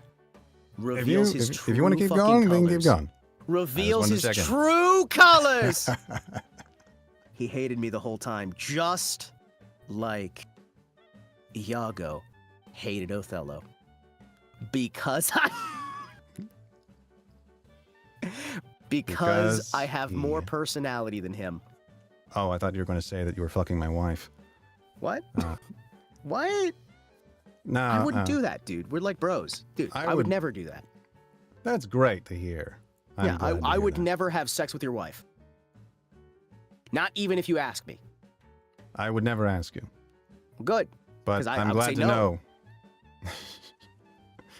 Anyway, It's good that you wouldn't ask me because I would say no. Because I'm a good friend. And friends good. don't fuck friends' wives. that's exactly right. I would not have sexual relations with that woman. Oh God, what is the chart? There's like Honest there Hamer. is some. What was the, Yeah. There was some survey of 2,000 women or whatever, and I think it was like. It was funny because it was basically like a propaganda thing, Yeah. but to Yeah. look more intense or whatever. But there's like, what was it? Was it like 50% have a backup plan in mind? And then it keeps breaking down even more. It's like then a third of that 50% like knows who it is, and like another third of that 50% like has the backup plan that is a friend of the man they're with, and then it's like another fifth of that or whatever have actually talked with that other guy as That is wild. it's kind of weird. That is yeah. wild. But it's like but at the same time it's like very small sample sizes just make for amusing sound Yeah. bites. Oh, hey, I have to ask you a quick question here. Since you're a voice actor, can you do an impression of your favorite president? Since you're a voice actor, that means you do impressions, right? Not necessarily, but I was trying to think of But a, I've been told that you have to do impressions to be an actor. Like, no, it's a That's how very that works, specific right? skill. It's a very specific skill. well, no, all voice actors just do impressions and read what's on a piece of paper, right? I mean, I wouldn't necessarily choose. This would not be my favorite president. Uh-huh. The Well, my one you favorite do the best, president then. is long dead. First The of one all. you do the best. I don't usually do it. I can try. Ugh. Can't I believe this. did not have can't sexual relations with that woman. Well, now you gotta do the saxophone. I bit. tell you, he definitely did have sexual relations with that woman. All right. I am 110% certain that he did. All right. We have the files to prove it. Okay. But we won't share them right now. I'm sorry. You know, I got a bigger not thing gonna going share 'em. on. I We're gotta not stop. gonna share them. They're not getting shared this week. I got to they're not end the getting war in the shared Middle next East, week. and it's going to be The bad if I files share never these. existed. Yeah. Oh goodness. I'm Or, very what's- happy those files did not exist. I don't know how I would imitate Yeah. Obama. It would just involve a lot of stuttering. If okey doke, if we Yeah. fall. Yeah. Dude, A Tale of Two Cities, but you're doing all the voices as Trump? Hold on! Hold on, that'd be fucking good! Dude! We'll have to put it. Yeah, we'll have to put it in the workshop. Dude, we gotta publish that audiobook. We have to publish that audiobook, A Tale of Two Trumps, and it's just Tale of Two Cities, but you're narrating it in a fucking Trump impression the entire time. Oh God, we would die of embarrassment after that. I wouldn't. Listen, I you mean- think I have shame? No, You no, presume of I course have not. shame, good sir! Ah, you're right. I assumed your humanity. I shouldn't have done that. Okay, guys. look, let me pull off my helmet here on stream. Hold on. Let me just. What's that? What's the helmet? Hold on. All right. I have elf ears. Yeah, I'm not a human anyway. that's right. Well, actually, and I guess on your stream, because I forgot we didn't get the No, we don't didn't worry get about the it. shared No, thing I set know, up. you're- That's what we were trying to set. Damn it! This is what happens when it's your first time. When it's my first time I was streaming. doing all and- kinds of like gimmicks and whatnot with like how my model was doing things. Unfortunately, none of that came across on my end. It's unfortunate. Oh man, It's all good. we gotta hurry up and do that project before the term ends, or he could expect. No. He's getting like 5 more terms. Yeah, I mean, Yeah. if FDR 5 could more do terms. it, Yeah. then I mean, who, it's who happened cares before. what He the would not be Supreme the first Court president says? to have more than 2 terms. Oh man, well, FDR is a whole other conversation. What, you don't like Because, FDR? You're not a fan? No, Yeah. but I was thinking more specifically of his relationship to theater, Oh. because Did we only have nonprofit theater as a thing. It only exists because of the New Deal. Oh, okay. So that's Okay. kind of the beginning of like modern theater's connection with the government So, and propaganda. I can blame FDR for theater kids. Yes. I never knew I could hate a man You kind of could. even more than Maximum. I actually met someone who thought FDR was a good president once. They exist? Hold There- on! No, a lot You of gotta people put that actually, person in a museum! A lot of people actually kind of think that he was. Wrong. I know they're wrong, but it's I think more common than you'd think. Where people Kima, thought he he's was a good literally president. you. In what fucking way am I FDR? In what fucking way am I FDR? Dude was like 85. Are you in a wheelchair? Shut up. Do Shut you have a cousin for a wife? Why do you have to call me out like this? Why? Why? Why? Oh man, dude. There have been so many fucking terrible, terrible presidents. Did you Oh, know yeah. Kennedy admitted to rigging his election? Kennedy? John F. Kennedy. He had admitted to rigging his election shortly after getting into office. I don't remember this. Yeah, no. I'll There's believe it, but- multiple like interviews and whatnot where he's just fucking admitting it openly and bragging about it. And his campaign manager talked about how they rigged the election. Really? Yes. Crazy. They bragged about it. He bragged about stealing the fucking election. And it's like, people wonder why I sit there and go, you know, maybe the CIA isn't always bad. After all, they did kill Terrible. Kennedy. I know, it's a mind-blowing revelation to everybody. Indeed, indeed. So, All you're right. starting your new career. Now, I have to ask you the basic VTuber questions now that you decided to be a VTuber. Before you go, Sure. before you wrap for the night, All right. What's that? where do you see yourself in a year?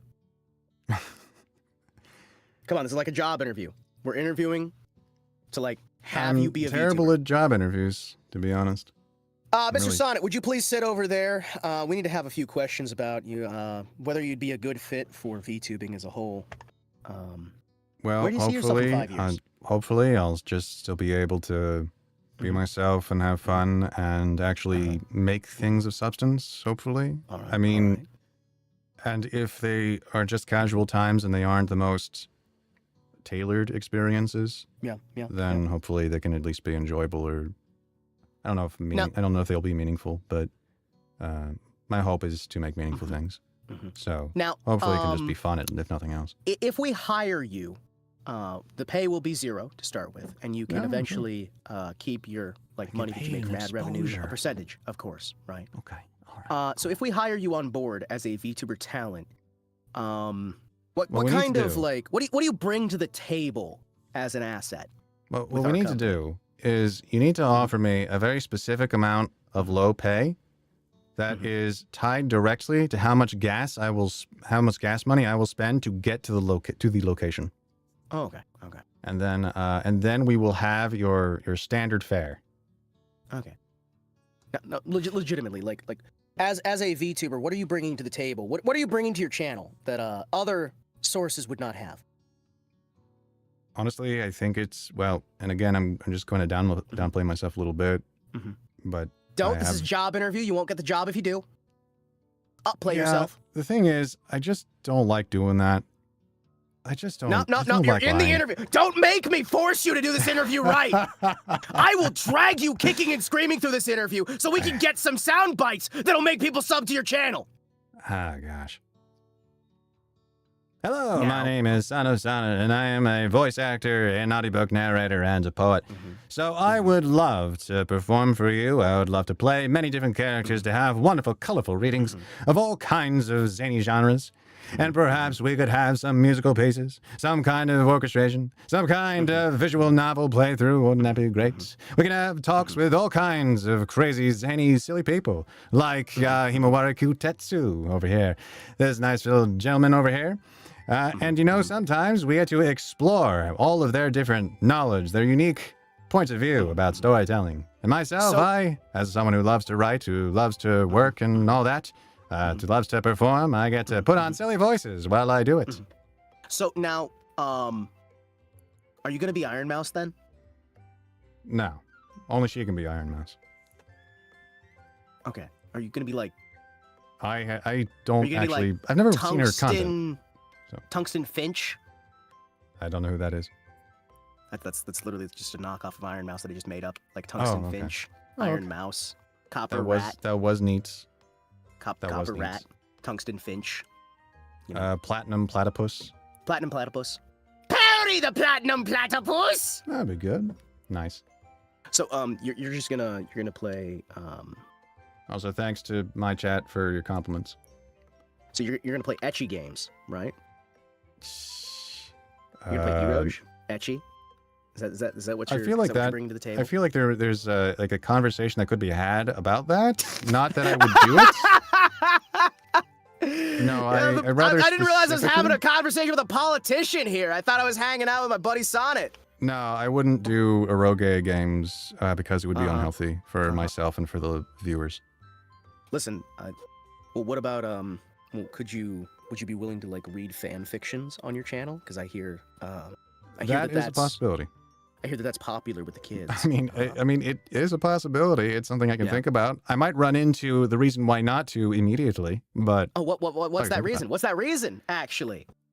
Well, it just might be that it's something insane, or it might be that it's very filthy. You know. Oh. And like, isn't that like half the fun? Or it might just be something that if I read it online, I would just lose my channel. You know. I gotta pay attention to terms of service a little bit, I guess. Also, J-Volts, I know what Perry the Platypus is because I'm disabled and I'm stuck on the fucking internet. That's why. I know that fucking show. I know a lot of stuff that I haven't watched. I know a lot of stuff because I'm stuck on the internet. So what you're saying is, you're afraid that you'll have a skill issue and you won't be able to handle... You won't be able to handle it. Is that what I'm getting at here? I mean, I have to be completely honest. If people wanted to hear me read sex scenes, I've already done a couple of audiobooks with that. So no, that's not what I'm saying. I'm saying, are you afraid? Afraid of what? Of VTubing? Or of eroge games? I don't know. Fucking, are you afraid of the scary games? No. Oh, also, I was told to send you this. There you go. There you go. I didn't read it. I just got DM'd it, and I sent it to you.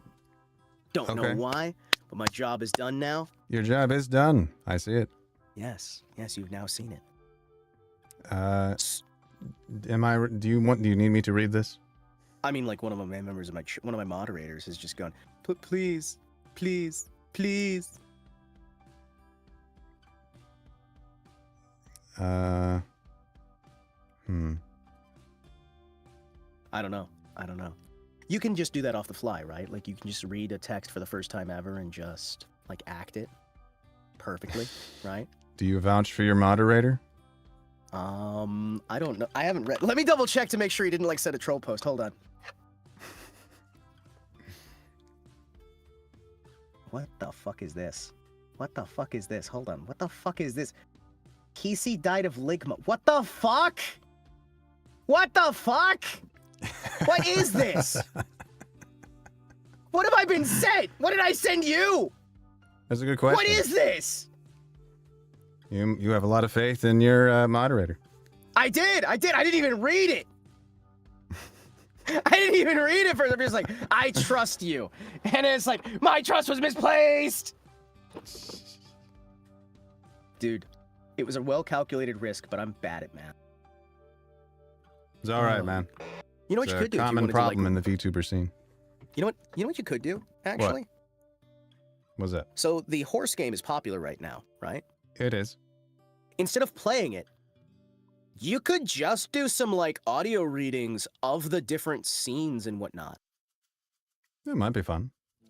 Like instead of actually playing it, just like have the art up on screen and whatnot and just like read through that stuff. Treat it like an actual like book. Like an audiobook or some shit. Yeah, maybe. Might be fun. Yeah. I appreciate the idea. Yeah. I'll have to look into it. Hell yeah. Hell All yeah. right, man. So I'm now gonna you take have to go. You have to get some sleep. Lock me. You're probably going to fill go out on for a Google good while, Doc-y. aren't you? Hmm? Well, you got to go. You got to finish the game you were working on, right? The game. What level did you get on with Ace? Was Ace Combat, right? Oh, Ace Combat 5. No, I'm gonna do more of that like next week. You kidding me? Gotcha. I took like a 2-hour break to do some. You know, I might be able to finish. I might be able to. Well, thanks for inviting me along. Hey, thanks for working with me. Being willing to help means a lot. Nah, man. You have a good Who rest is of your that? night. This is Sonnet. This is Sonnet. Yeah. Sonnet's a cool dude. Username. I tried to send a link to your just go channel, by and Sonnet. instead I sent a copy paste of that fucking wall of text by mistake. And I'm glad I deleted it instantly. There we go. There we go. I'm gonna send the links to people. There we go. That's a Jelly X Seki Gemma fanfic I cooked up at 3 a.m. to spite Felix for writing bad smut. What the fuck? Felix, the weird guy? Oh, goodness. The weird guy from Well- Fate Grand Order? I commend you for your dedication. I commend you for your dedication. Nah, Oh, wait, man. you weren't talking to me. To you as well. No, it's okay. I understand. He hated my reading so much that he sends me a DM and he's just like, listen, we can't do the other ones. Can we just cut this? Can we just, dude, you're so fucking bad at this. You He's did a just, great job. DMing me that. We No, can we can do it again He's- sometime. He's lying right now. And you can get He's the literally DMing other me monologues how done much he then, hates or it. we can try something more, well, more planned. Where hopefully we can get both our models on the same.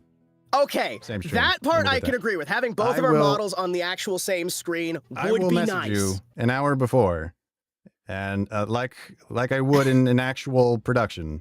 Yeah. Yeah, and we'll get that right. I'm sorry about that. Yeah, we'll take like an hour in advance. It'll be good. Yeah. Sonnet, dude, do you often do readings on your channel? chat wanna If know you if go you to my often do channel, readings. there's a bunch of poetry readings of poems that I've written, and of course you can listen to the fan projects that I've done. And I have, of course, I narrate all of those. I wrote some of them, I edited all of the stories, and I basically just perform as well as I can with that. I did a video recently where I just read the poems from the fan magazine, just because I'm a fan of Face Connect. Oh, fucking hell. I'm so pissed off I didn't get to keep that. Did you not get the download for it? No, I got handed a physical copy of it. And Oh, somebody yeah? else snagged it when I set it down. Ah, gosh. It's That like, sucks. ah! That's... sorry. Ah! It's terrible. Ah!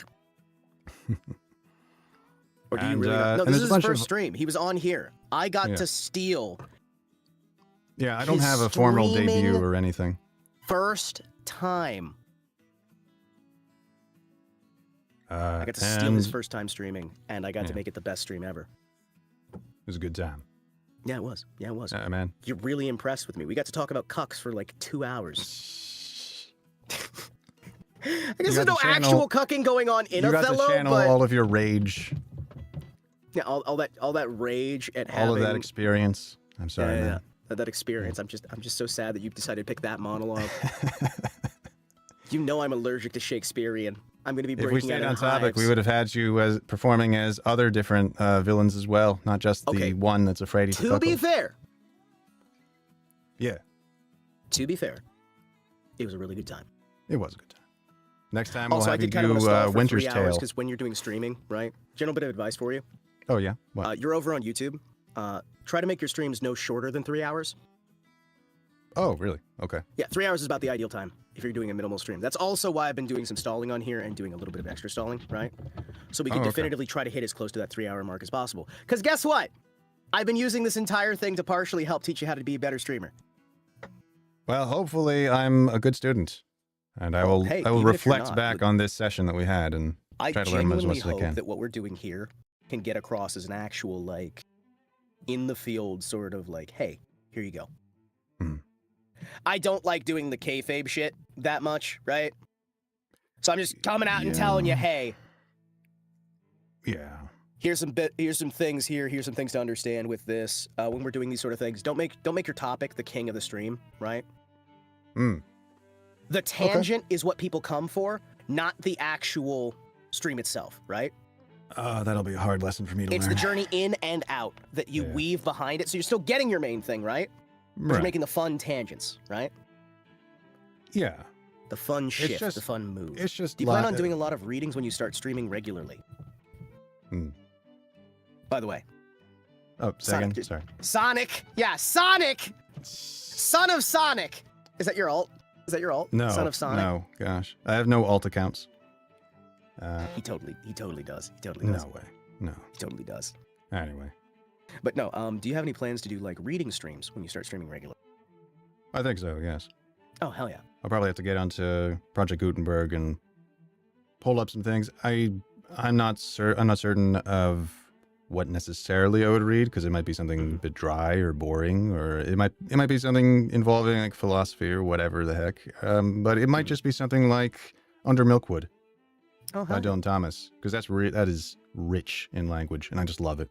Well, hey, again, thank you so much for tuning in, for joining in, rather. I'm so used to saying tuning in. That's one of my, like, outro bits. Thank you so much for joining in, Sonnet. Been a Thank pleasure the- being with you Thanks to folks and at home working with you. for joining in. You have a good Yeah, night, man. hey, it was a lot of fun. All right. And you I later. hope, if nothing else, you learned a valuable lesson to never trust me ever again. Yes, sir. I've learned a lot. Thank you. Farewell. Farewell, nerd! I'm gonna hang up here and then shout at people. right, Slurs! Slurs. See ya. Otsu slurs!